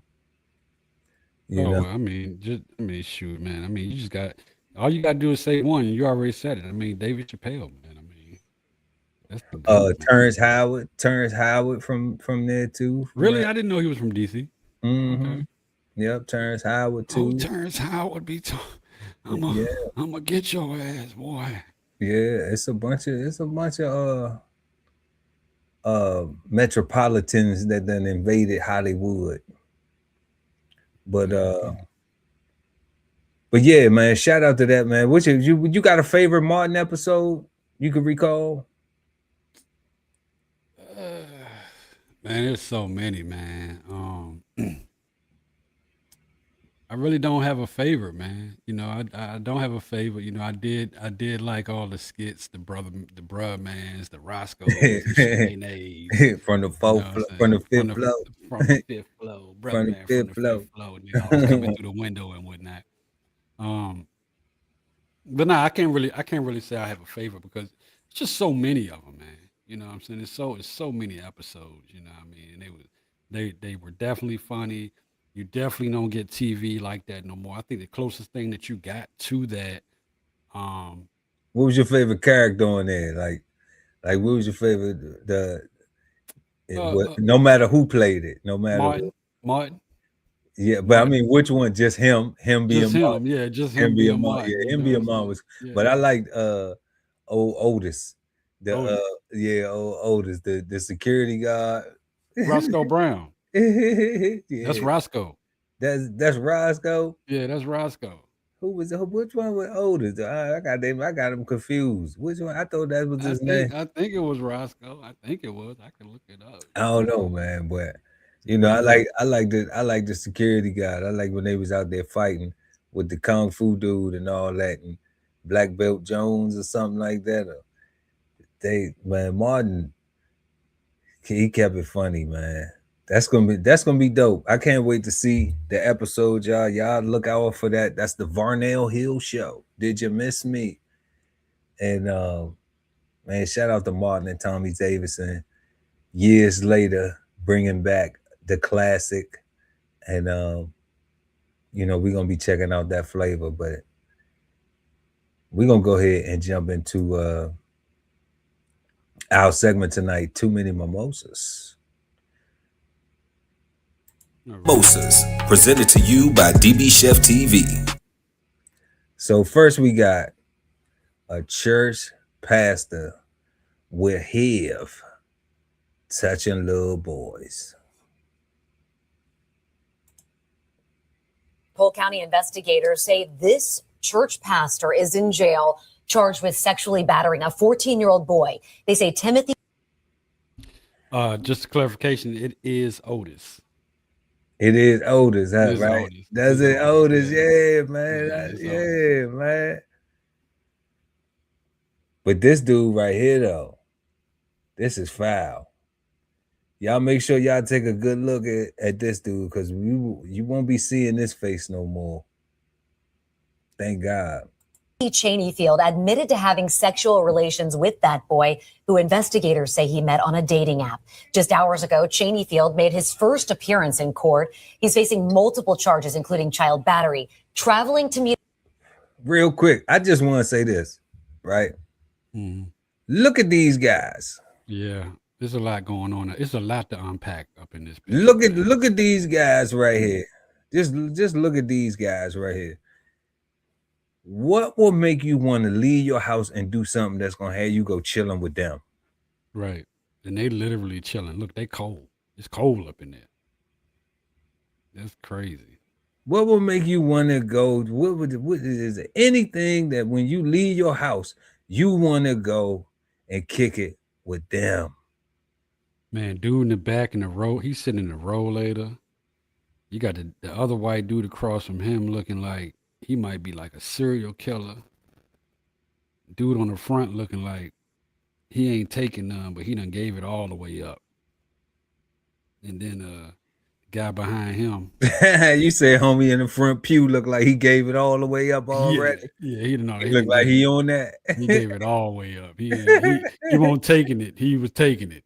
Oh, man. And then the dude behind him, that might be Bobby Brown right there, man. I don't know. Nah, don't do Bobby like that. He got Bobby good now, man. He good. Bob got it together. Born Ready. Shout out to Born Ready in the chat. 718 said, notice ain't nobody there with their team. No teams. Bubble and Brown. Shout out to Bubble and Brown in there. Said that little boy was manipulated. Ain't no question. Born Ready said no lawyer or nothing, right? They just broke in jail. Broke all the way in jail. Look, Dr. Mo said, you killed my mama bird. This wild, man. Like, I'm just saying, like, y'all, take a good look. Take a good look. What will make you want to wake up and do something to say, I'm gonna go chill with these guys. I'm about to go kick it with them. No, sir. A minor and having sex without informing a person they're HIV positive. This is a dope smoking preacher right here in front of you. Polk County Sheriff Grady Judd says a tip from the National Center for Missing and Exploited Children led them to Timothy Cheneyfield, accused of using a dating app to groom a 14-year-old boy into sex. He's an evil man, and he took advantage of the people at the church, and he took advantage of children. Judd says Cheneyfield picked up the boy and brought him to his home in Eagle Lake. Neighbors who lived next door didn't want to go on camera, but say he just moved in a few months ago and only saw him mowing the grass. This guy's dangerous. We believe he's a super spreader. He says Cheneyfield is a super spreader. What That's the crazy. world That's is crazy. that? You know what? He was in a, I ain't gonna say it that way, but he was in the right county to do it, because Polk County, and this sheriff right here, he's like zero tolerance. You know what I'm saying? He don't be playing, dude. He don't be playing. He got a whole YouTube channel just going after people. So Like they locked him up, beat his hind parts, right? yeah, but you might get blood on you, bro. Like he need to be It don't transmit like that. I ain't taking nobody word for that, but he definitely need to. I mean, I would say put him down. Like, I know that sounds terrible, crazy the way I'm saying that, but yeah, that's the type of person right there that needs to be dealt with in that type of way. You know what I'm saying? Yeah, we noticed it was no alleged. They got proof. They got 100% proof. Like he did that. Lock his hind parts up, And man. then to be considered a Put him super away. spreader. I'm with Dr. Mo right here. He need that beat. Messing with babies, man, he need that beat. He need his body beat bad, real bad. But you know, we have a justice system and we can't do it like that. He just out here sharing without information, right? It's crazy. You know, and now that baby's life is ruined, you know, for the rest of their life. Traumatized and everything. And see, it be stuff like, I know you liberal family. I know you liberal big cuz. But I'm like, why you gotta always do that though? Cause I You know, love you so much. what are you? What party are you? I'm no party. Okay, all right. So Yeah, I'm no if party. you know, stop calling my party. We done stopped talking about politics on this show. You know, we done left politics off the show. And we still gotta call out, you know, party of me, man. Me being a Democrat. Yes, I'm a party Democrat. of I'm a I proud say Democrat, but you Lord ain't gotta and call it master. out every That's show. it. I ain't no party of nothing. All right. I'm just saying though. Do he deserve a second chance? No, I already said he should be put down. He should be put down. I said put down. I said put him down. That's Put him that would be down. my thing. Yes. Okay. All right. I'm rocking with you on that though. You know. Can I have the honor? Man, leave me alone, man. Bubba Brown said they're gonna have fun with him where he going for real. I hope not, because that fun is they in danger. No bull, right? How many black men don't even take care of their own heads? Sometimes I don't know what you're talking about. Just going. What do you say? Just going around ruining girls. I don't This think was a boy. He was yeah, with a it was boy. a little boy. Like he just, you know, like I don't even think he was in the girls because I think they said that he had gave it to somebody else, and that was a man. You know. Yeah, that is attempt murder. I think so. You know, I think so. Even though, you know what though? It's crazy because I was having this conversation with somebody the other day. And they put me on to some game and that I didn't know because I'm married. So I don't be out here, you know, and when I was out here, I wasn't out here, you know, I wasn't out here, you know, diving without scuba gear. You know what I'm saying? So like they have a pre-pill for HIV now, and they have a something for HERP too. Oh no, man! Look. So they Both have of pre-precautionary medication for the HIV now and for herp. And I didn't know that. Like that, you know what I'm saying? Like somebody put me onto that and I was like, "Oh wow, so you could just be out here just super Yeah, I mean, I never heard of that before, but I'm not trusting none of that right there. You know what I'm saying? I mean, I'm married, so I can't, and like I me ain't, too, and I'm glad I'm where I'm at. I'm I good. ain't, we ain't even interested. But I was surprised, and I was not. I was surprised, but I wasn't surprised because it's 2026, and I'm just like, okay, yeah, I understand that, but I was just like, wow, I was just like, wow. Let me see what they saying in the chat. If they get them up just like they do for all of us, what? What if they set them up like they did for all? Nah, this ain't no setup. That boy, he walk around there with the USAID, and nah, he won't set up. They got proof. They know that he's doing that, and the boy is a predator.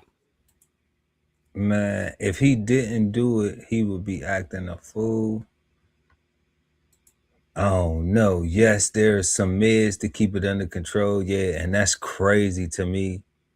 The Bubble and Brown talking about it's called PrEP. Hopefully you ain't doing that. Hopefully Boy, Bubble and Brown know exactly what it is. He get the Brown knows it. PrEP. Hey, PrEP. is it spelled with the capital letters and the lowercase That's letters how just it's like PrEP, that? just like that. Bubble and Brown, you got some PrEP.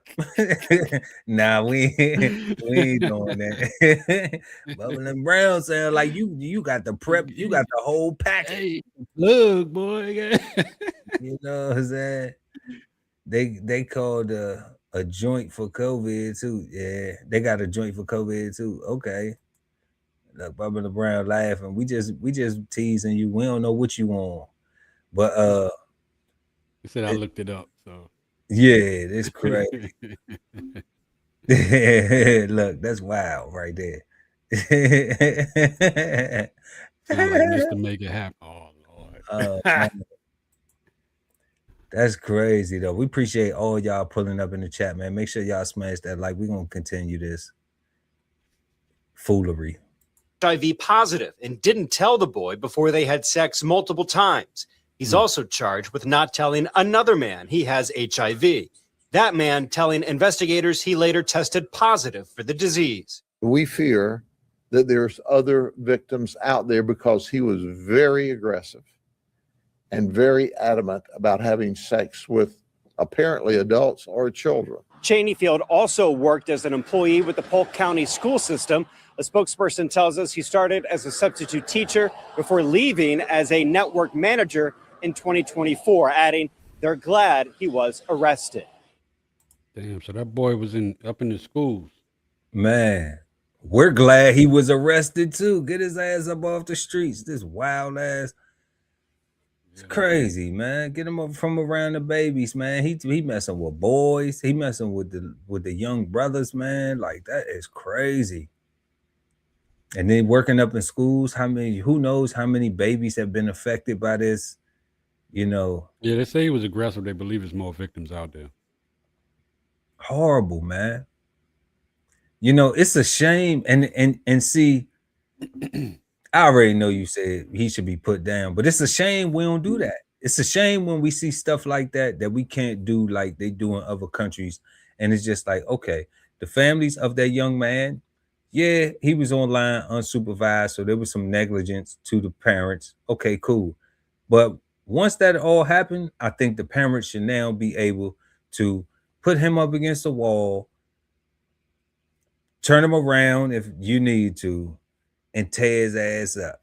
And you know what I'm saying? And that be that. And the world is free and rid of a problem.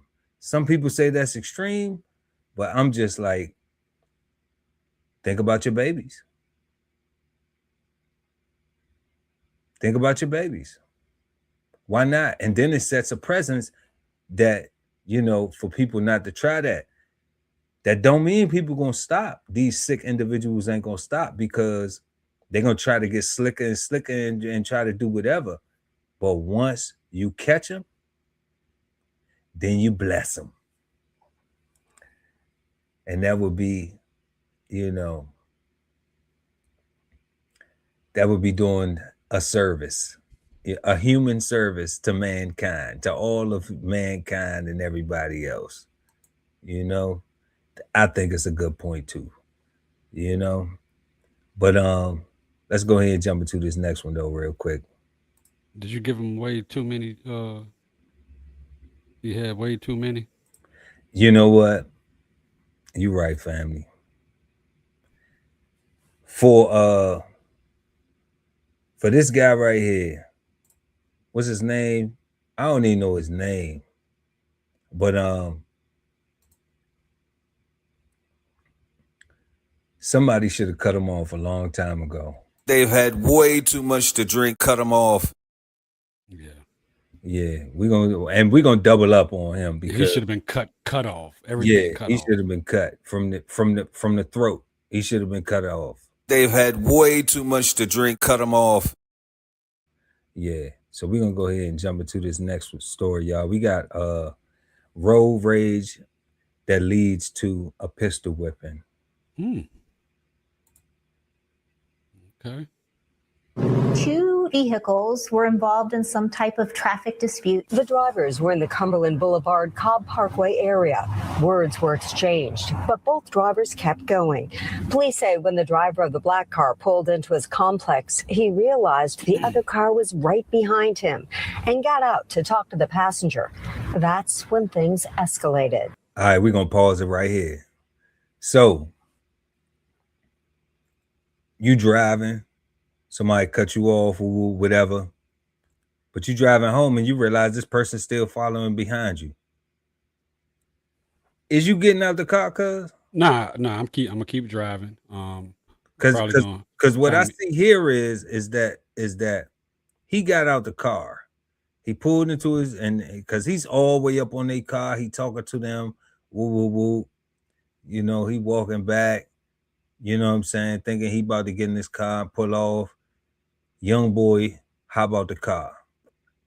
I could see him clutching already, unless you know what I'm saying, unless he's taking a piss.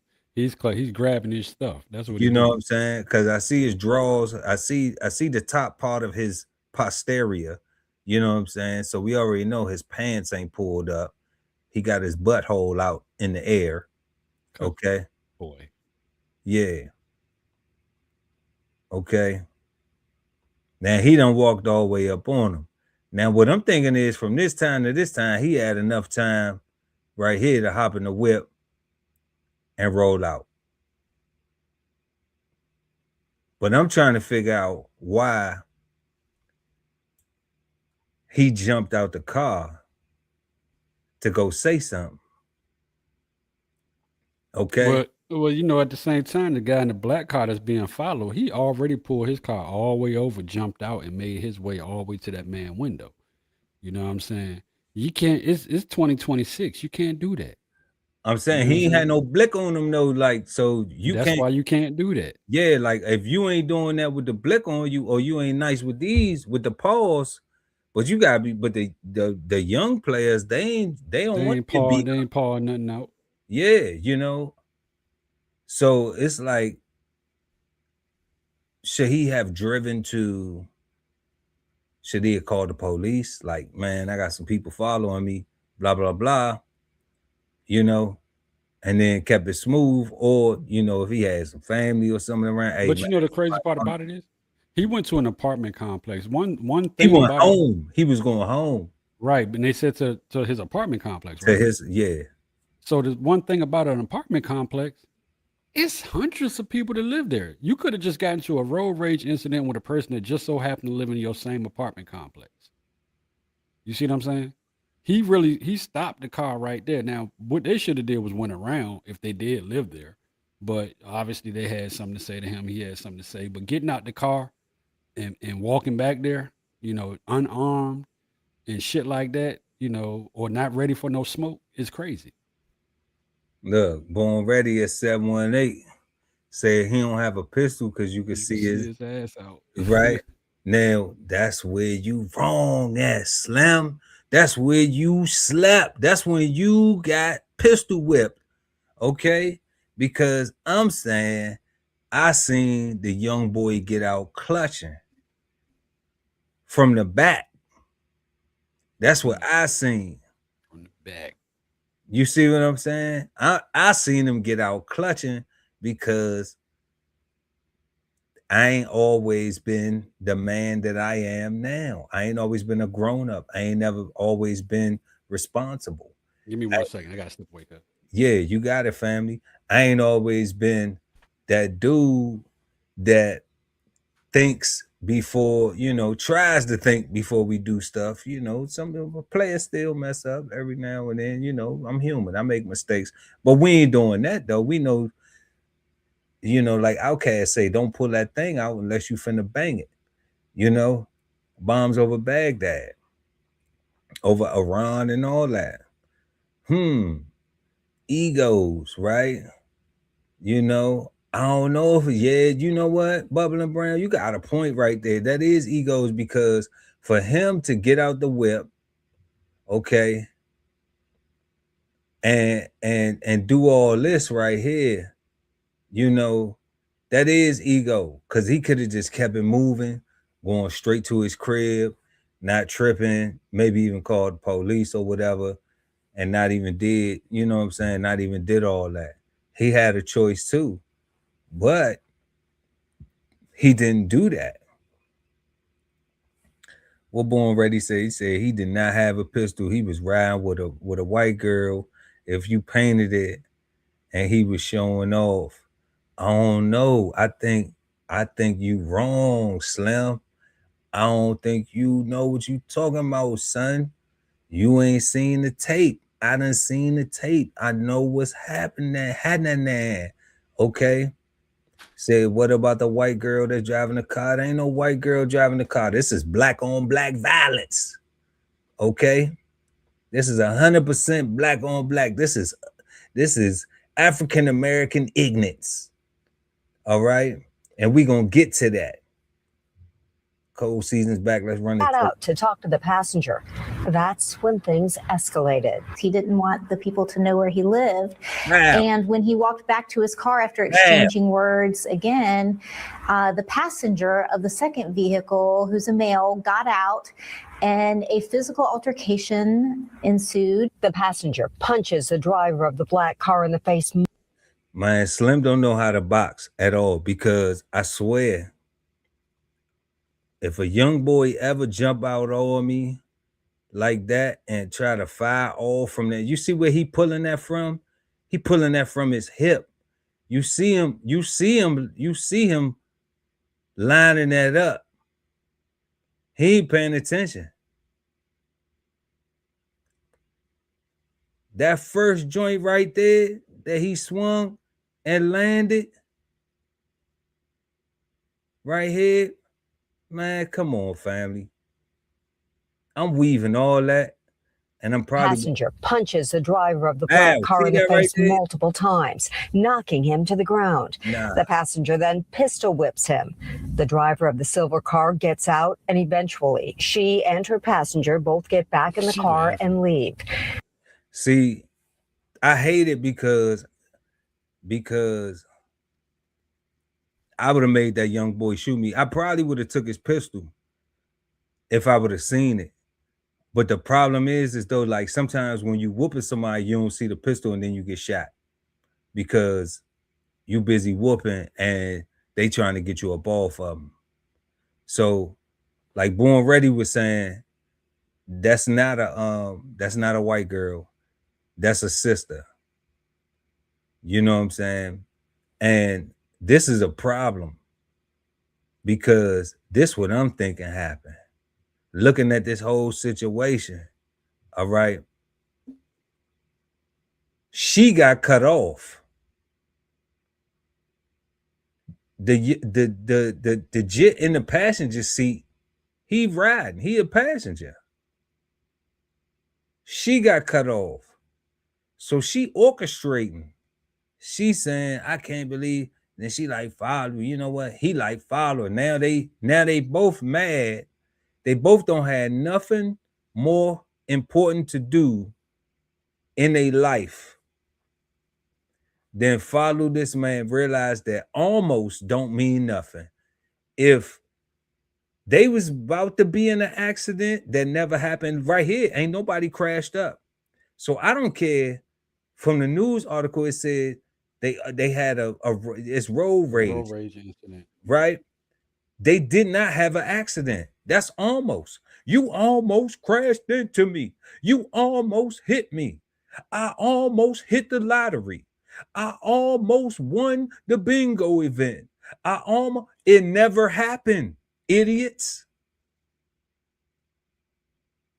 Right. I almost died, but you alive to say that you almost died. Are people that freaking stupid?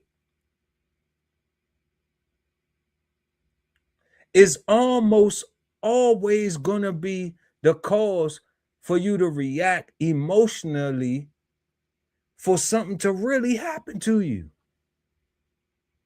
Yeah, but at the same time, I believe the dude that did get pistol whipped, he put himself really in a position for that to happen. I think so too. He ain't not guilty. Yeah, You know, look at Boy already talking about why did he not pistol whip him from the beginning? Listen, okay, gangster. You know what I'm saying? Yeah, this was a case. This was a real case of F around and find out. Why did they not? Why did the elder, the 50-some-year-old dude, why did he not just drive off, speed off, and going on about his business instead of hopping out the car, pulling over? And why is them as young people didn't say, we ain't got time to be messing around with you old fool. We ain't got time to be dealing with that. It's amazing that he pulled into a space that caught the whole thing like that. I mean, everybody, ain't nobody do the right thing in this situation. Well, I mean, Spike Lee not on the scene, brother. But getting pistol whipped though, you know what I'm saying? That's a different type of situation. I'm sure he didn't think that he was gonna get pistol whipped. He didn't think at all. Clearly. Now he didn't think he was gonna get punched. I mean, from his reaction from the fight, he wasn't expecting that at all, neither. But you have to expect that when you jump out your car and run up on somebody else's car, that this may go left for me.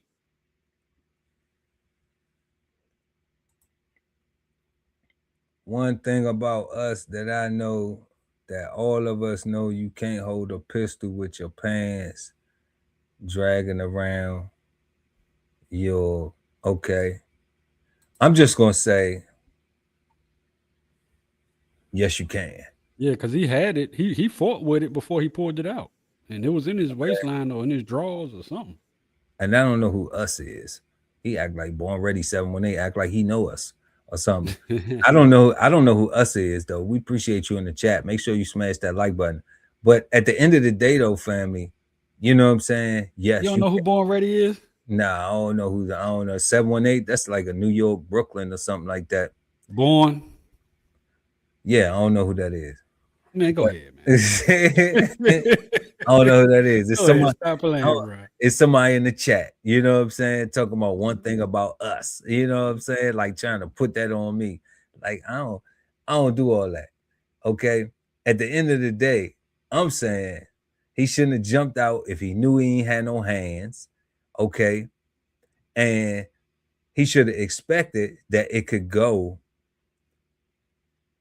get elevated, that he could die.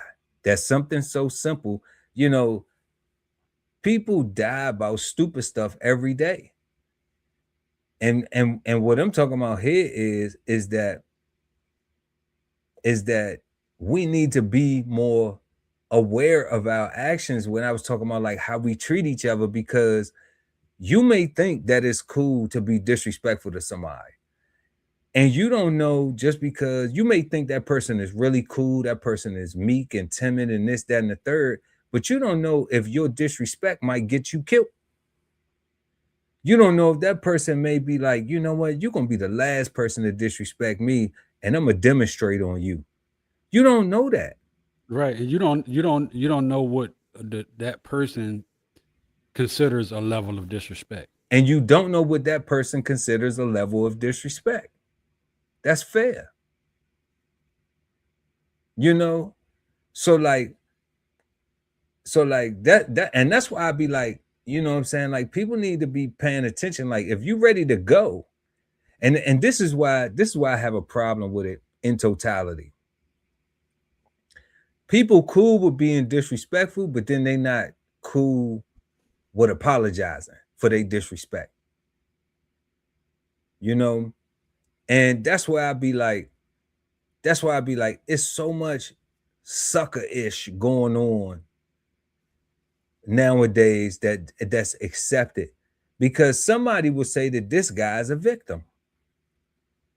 Somebody will overlook that his response, the reaction that he got from his response was extreme.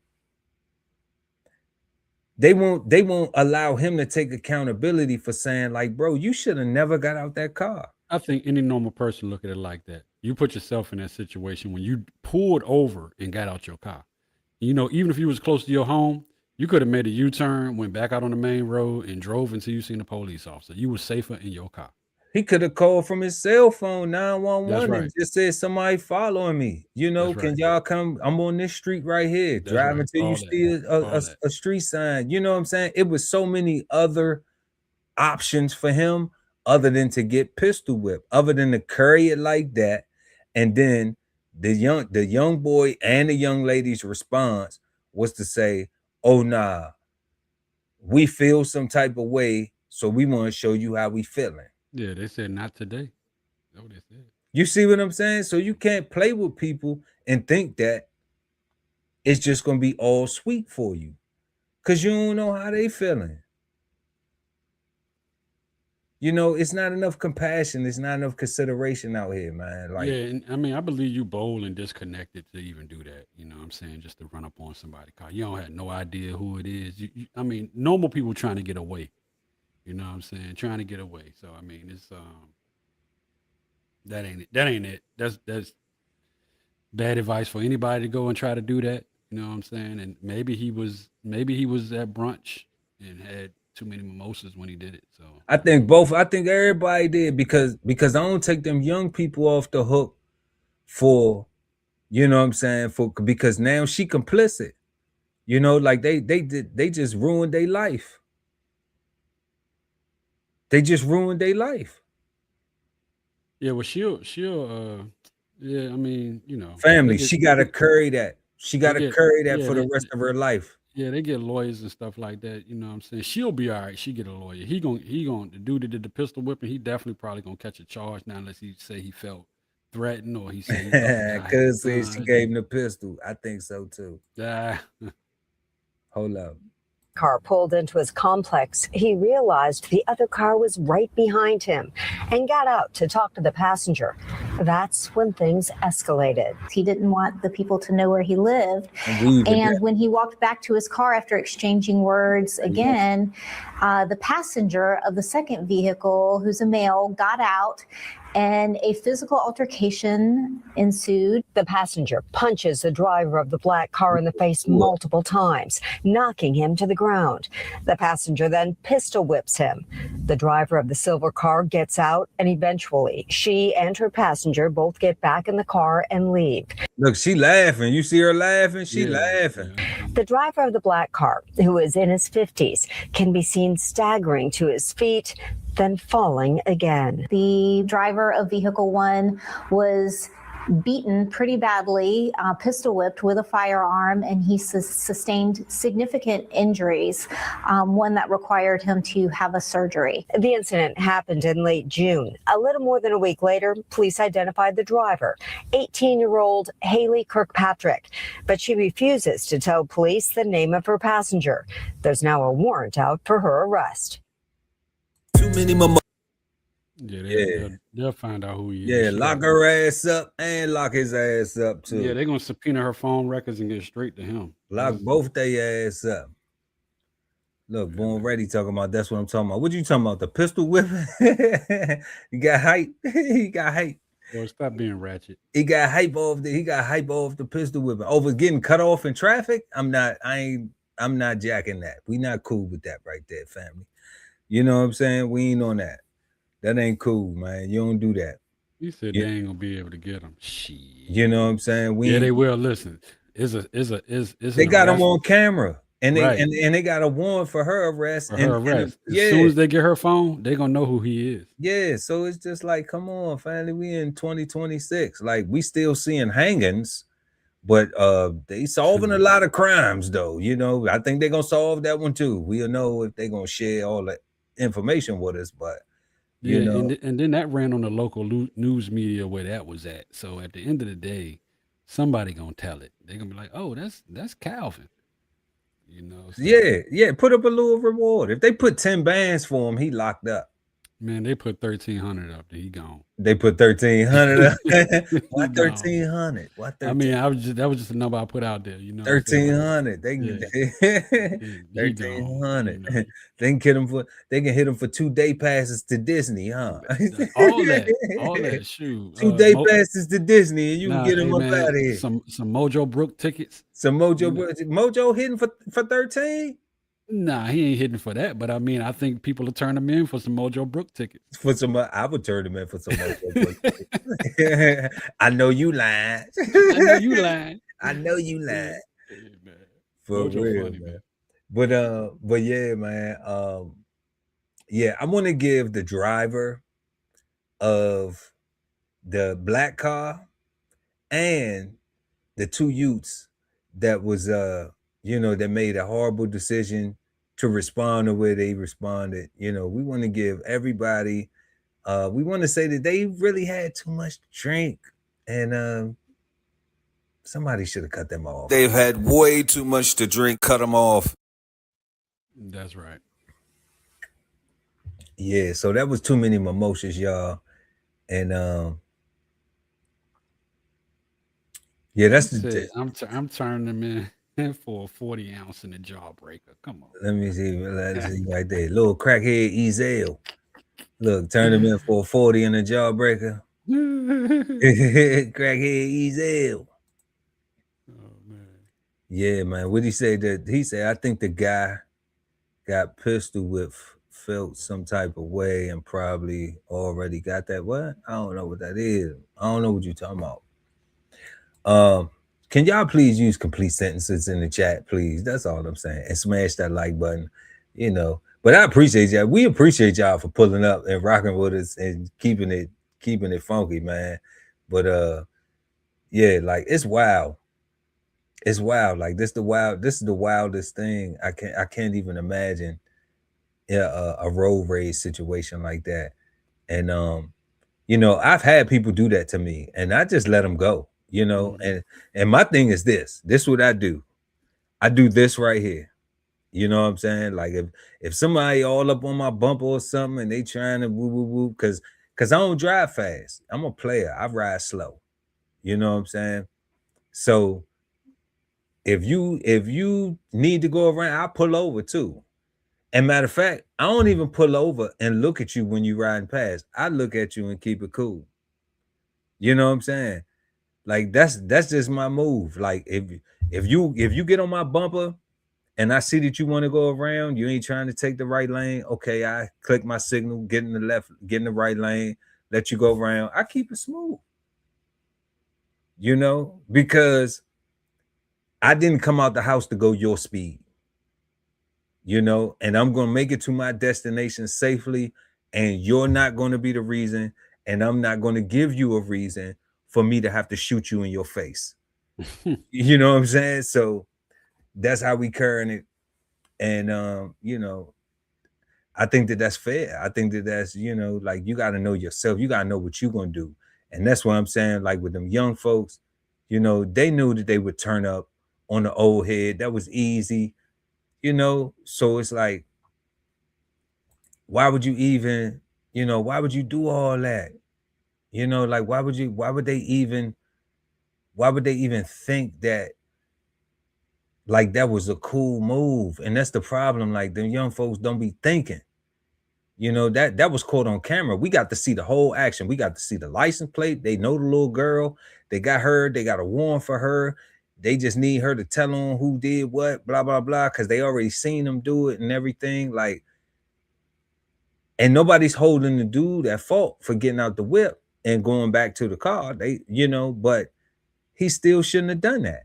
And we should have had that conversation. Like, if you in your car and somebody is following you, call the police. You know, don't get out the car and confront them. That's you true. know, and I'm saying I wouldn't get out the car and confront. I'm saying if you're gonna follow me all the way to my doorstep, to my garage, then you deserve. Yes, they deserve to die, and I hope they burn in hell. Okay, real talk. You know what I'm saying? Yeah, well, I'm not going all the way home. If I notice you follow me like that, I'm not going to the crib. But you're going to get dealt with one way or the other, because I'm gonna call the police. And if you get to me before the police do, then we probably gonna be having a little shootout or something. A shootout? Nah. You know, we want to go ahead and end that and be done with that whole situation, because they have a problem. We don't want them to infect that on no other human being in society. He was a black guy. He pushed it with the black guy. I might let somebody go and please, just so I can catch up to him. But not on no road rage incident. You know what I'm saying? Road rage, that's, you know. Yeah, like somebody you never have to see again in life, hopefully. Yeah, you know, me and you, your mama and your cousin too, coming up, slamming Cadillac doors. You already know how we do it. They just need to wake up earlier. I don't know. They might need to get a little bit more rest for real. If you go on the speed limit, why should you pull over? I'm just saying. You know, Bubbling Brown, the reason why I pull over is because everybody don't go to speed limit. I'm going to speed limit. I left the house to drive speed limit. They may have left the house to drive 10 or 15 or 20 over or whatever. That's their business. I don't have no problem with that.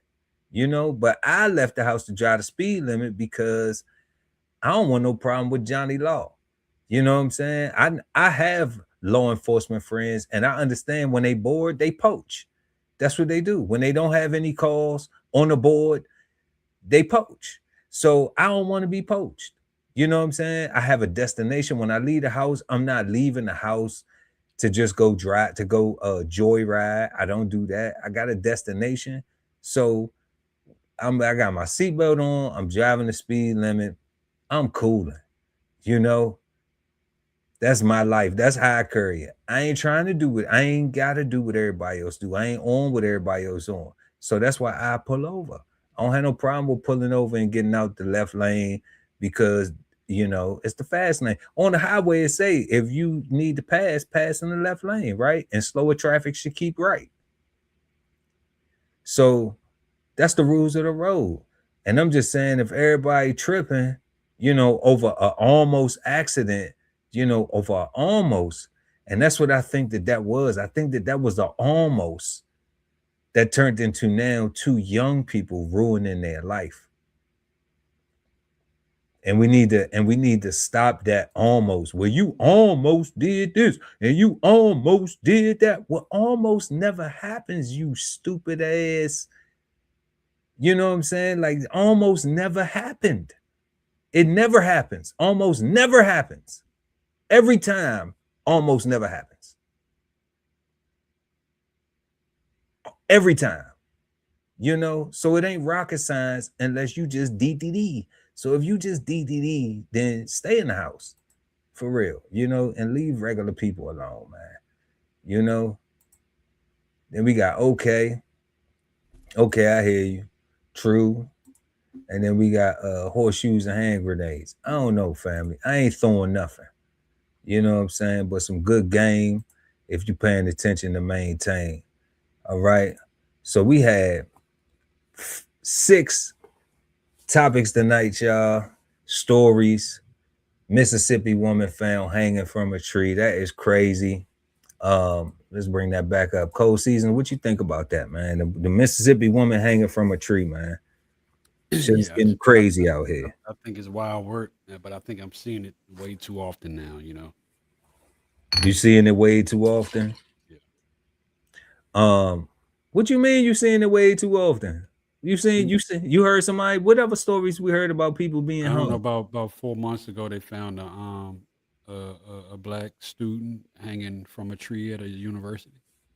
So That was then 4 they months ago. I think that was 2025, but I know what you're talking about though. It just okay, it seemed like it was 4 months ago it might though. have been, yeah, it might have, yeah, I'm pretty sure it was more than 4 months ago. But I mean, you're seeing it too often, you know what I'm saying? And then every time the situation happens, the medical examiner will be like, no foul play, or it was a self unaliving, or we can't determine the cause. So I just think it's a lot of that going on, and not just hanging from a tree. I mean, if you got thrown overboard on a boat, or you got beat up while intoxicated, to me that's all, you know, still the same type of hate. You got beat up while you was intoxicated. You don't know what happened to you. No, yeah, but you know the story I was telling you about with the white friends beating the girl up when she got drunk and she had epilepsy and all that stuff. So I mean, I think that you know, I'm seeing way too much of that stuff, and the outcome of it a lot of times is undetermined. You know what I'm saying? Like, and just swept under the rug. So Just swept under the rug. Well, hopefully nobody sweeps under the rug a black woman hanging from a tree in 2026. But we will see how that turns out, y'all. We will keep y'all posted. Tune in next week right here, and we'll follow up on it if it's some more information that gets released, so we can understand it more, and you know, we can make sure we don't be hanging from no daggone trees for real. Then second tonight, y'all, we had TPS ends for Haitians. So I say to all the whole Haitian community, man, and love to y'all, man, prayers and all that good stuff. DHS is offering $2,600 to leave. It is a mere pittance, but maybe there's a collective endeavor that that can be put together, man, like, you know, with the amount of time that you have between being deported and trying to, you know, gather some collective. I've been to Haiti, you know, several times, and it was an experience. It was a traumatizing life experience for me, which I would never forget. And meanwhile, the other side of the island is awesome. you know, but you know what, but Dom Rep ain't all that. You know, like that's the thing. Like Dom Rep ain't all that. Yeah, they got some, you know, it's a little bit more functional, but it ain't all that. That's a good vacation spot. You know, I mean, you You can go know, get the villas, and you can go get the all inclusives and stuff like that. So I mean, yeah. I it's a mean, good if you, vacation yeah, spot. if you into that, You know, but that, I never heard nobody say I'm pulling up to Haiti for vacation. You know, so it's just not known for that. It's just not right. known for that. You know, but I'm praying for the Haitians, man, because I got some good Haitian brothers of mine. You know, I don't know if they affected. Matter of fact, I know most of them I know from the military, so they not affected by that. They good to go. They tapped in. Right. But you know, but it's just crazy, man. It's just a crazy situation. And we sending prayers to everybody. And I hope that they do something collectively. You know, even though hope is not a strategy I wish on other people. I think that if they do something collective, that that it might be beneficial, you know. So don't panic. Learn what needs to be learned, and move accordingly. Then we got the Nolan Wells death case becoming life-threatening, man. People trying to help solve cases, people trying to adjudicate stuff, and you know, and get information, justice for Nolan Wells, and information for the family and stuff like that. And you got all types of threats and stuff coming from different places. This is wild, you know. I don't know, cuz like I'm kind of like where you was with it, where like I believe this is, you know, like this might be like some old, you know, like I'm not gonna say that because that'll get people upset. But it just makes it seem real funny, man. it just makes it seem real funny. There's a lot of unanswered questions. You know, because with the autopsy and they can't tell the cause of death, and then now you got all these other things going on. It's just like, so what's really going on?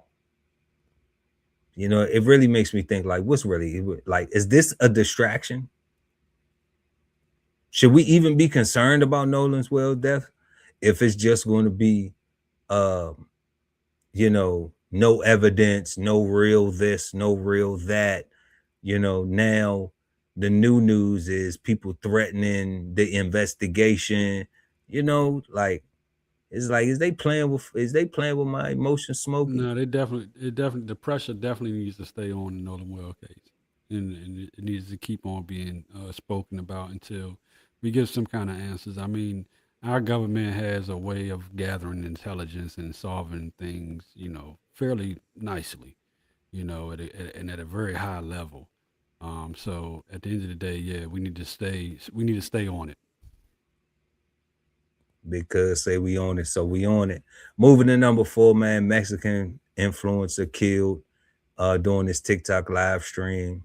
Tragic event, you know, but they don't be playing in Mexico, man. Like, you gotta know what you're doing, for real. But like we said, love and condolences to the family. And damn, you know what I'm saying? Who knew that live streaming could be so dangerous? Because we on live stream right now. You know what I'm saying? Like, yeah, we are, but also we inside, and we bringing stories to people. We're not running around antagonizing people or playing pranks or just saying crazy stuff to like really put our lives in danger. You know, of course you'll have some crazies out there that just don't like some of the things you say, and you may get a comment or email or two, or a message or two. But I wish they would. Listen, but we not out here. We ain't out here like, you know, running around Mexico City. I wish they would. And antagonizing people or getting in the way of the cartel. So, you know. Yeah, we definitely ain't on that. Damn, hold up. Born Ready said they hung the truck driver in Henderson. Yeah, they sure did. They hung a truck driver in Henderson. The cartel did? No. Some people. You just like we talking about the black girl being found hung. They hung a guy in Henderson. He was a truck driver, and that went unsolved so far. So I mean, it's just too much of that going on. That wasn't that long ago neither. That was right after the hanging at the school. Yeah. So in 1 year, that's at least 3 or 4 cases that we know about. You know, so that's crazy. People don't know whether to stay safe or stay dangerous. It's wild. But stay prayed up, whatever you do. Then we got number 5, man. Dr. Fauci's COVID-19 Senate Homeland Committee hearing. Dr. Fauci said, I plead the 5th 100 times. You know, so I don't think anybody will ever know what Dr. Fauci knows, you know, because he ain't saying nothing. He know loose lips sink ships. Okay, so you ain't gonna never know what I know. I plead the 5th, and that's how it go, and that's what he's standing on. So that's wild, but that's what it is. And then we had DC comedy legends and Hollywood comedy legends Martin Lawrence and Tommy Davidson new spinoff, The Varnell Hill Show. Did You Miss Me? That's coming to I think they said what, Paramount TV or something like that. So if you got that on your you know, if y'all subscribe to that or whatever, however y'all get your television on, or your streaming services or whatever you got going on, yeah, you know, go check that out, man. Classical 90s comedy, you know, but Tommy Davidson bringing it back, and they got a lot of guests. They got a lot of good guests and stuff. I think it's going to be very entertaining. I may watch it, you know. If they do a series and then I could just binge watch it, you know, I can maybe be with the wife sometime, and then I can kick back and chill, and we could just watch every single episode. Like, nah, don't go to bed. Nah, don't worry about tomorrow. Yeah, Paramount, you normally got to wait for them to air them all over weeks and then go and watch it. So Yeah, so so like if we could do that, yeah, I'd probably do it. But if it's something that I gotta tune into, like this Friday or this Saturday or this Sunday, kind of like the way we do Brunch with the Fellas, or that's sad, ain't it? Ain't that bad? well, we can't do it because we're I doing do my this. own show. I do my own show on right. Fridays and be like, y'all kick it with us on Friday. You know what I'm saying? Don't kick it with us on Saturday. Well, that don't mean we won't watch it. You know what I'm saying? You know what I'm saying? I won't go to YouTube. Netflix and be like, oh yeah, the new this is out on this day and this is out. Yeah. I have other YouTube channels I watch, and I don't catch it live. I just catch it, when I log in and be able to look at it. So and hopefully people are doing the same thing with Brunch with the Fellas and smashing their likes. So Man, and like Cold Season said, that's all we got for y'all tonight. We hope that y'all enjoyed the show. Y'all please smash that like button and subscribe to the channel. And don't forget to hit the notification bell so whenever we go live, you never miss an episode of Brunch with the Fellas. We want to thank everybody. Let's go through the chat real quick, see if we can get everybody who was rocking with us tonight. Who we got in here, y'all? We got we got Born Ready 718. We got Lovely ATV. What's up, Bug? Peace to Born Ready 718. We got Bubbling Brown, True. You know what I'm talking about. Who else we had in here? We had Dr. Mo in the building. All laughs. That's what we do. We try to keep it entertaining, try to keep it funny. Funny Bunny, Honey Bunny. And I seen somebody else in here. We ain't seen before. I seen somebody else in here. Where they at? I don't know where they at though. I wanted to shout them out. But if we ain't shout you out, don't worry about it. Here we go right here. I don't know who this person is, but it's all love. Peace to you. You know what I'm saying? Hisoka 535. Know what I'm talking about? We appreciate and love you too for coming up and hanging out with us tonight right here on Brunch with the Fellas each and every Friday night, 9 p.m. If you don't got a date, then Brunch with the Fellas is your spot. So don't be late. That's what we say. Because we are our date. I don't want to thank you, Big Cuz, for being my date every Friday night. I want to thank your wife for allowing you to be my date. You know what I'm saying? For loaning me primo to me for, a little bit of time. You know what I'm saying? Okay, cuz. For real. You know what I'm saying? Tell her I said thank you, man. Tell her, give her some money for me. Give her some money from you. Give her some money for me. Yeah, there you go. Just like that, y'all. And yeah, that's all we got, y'all. We hope y'all enjoyed the show, and we're gonna see y'all next time right here, Brunch with the Fellas, each and every Friday night, 9 p.m. East Coast time. I'm Chef Earl Pearl at DBCHEFTV. And I'm Cold Seasons. And we are the Brunch Fellas. Until next time, peace, Big Cuz. Peace. BKSoulFarm.com, 1016, 160 self-sustainability. Jump on a listing and get yourself together right. Only at the DBCHEFTV podcast, where the world talks food. Cigar Sundays on YouTube. TLS Podcast. The Love Speak. Brunch with the Fellas at Brunch Fellas. TVK Podcast. The Veteran Kettle. Bo's Podcast. Bo's on the Table. Sign up for the newsletter and shop merch and clothing at DBCHEFTV.com.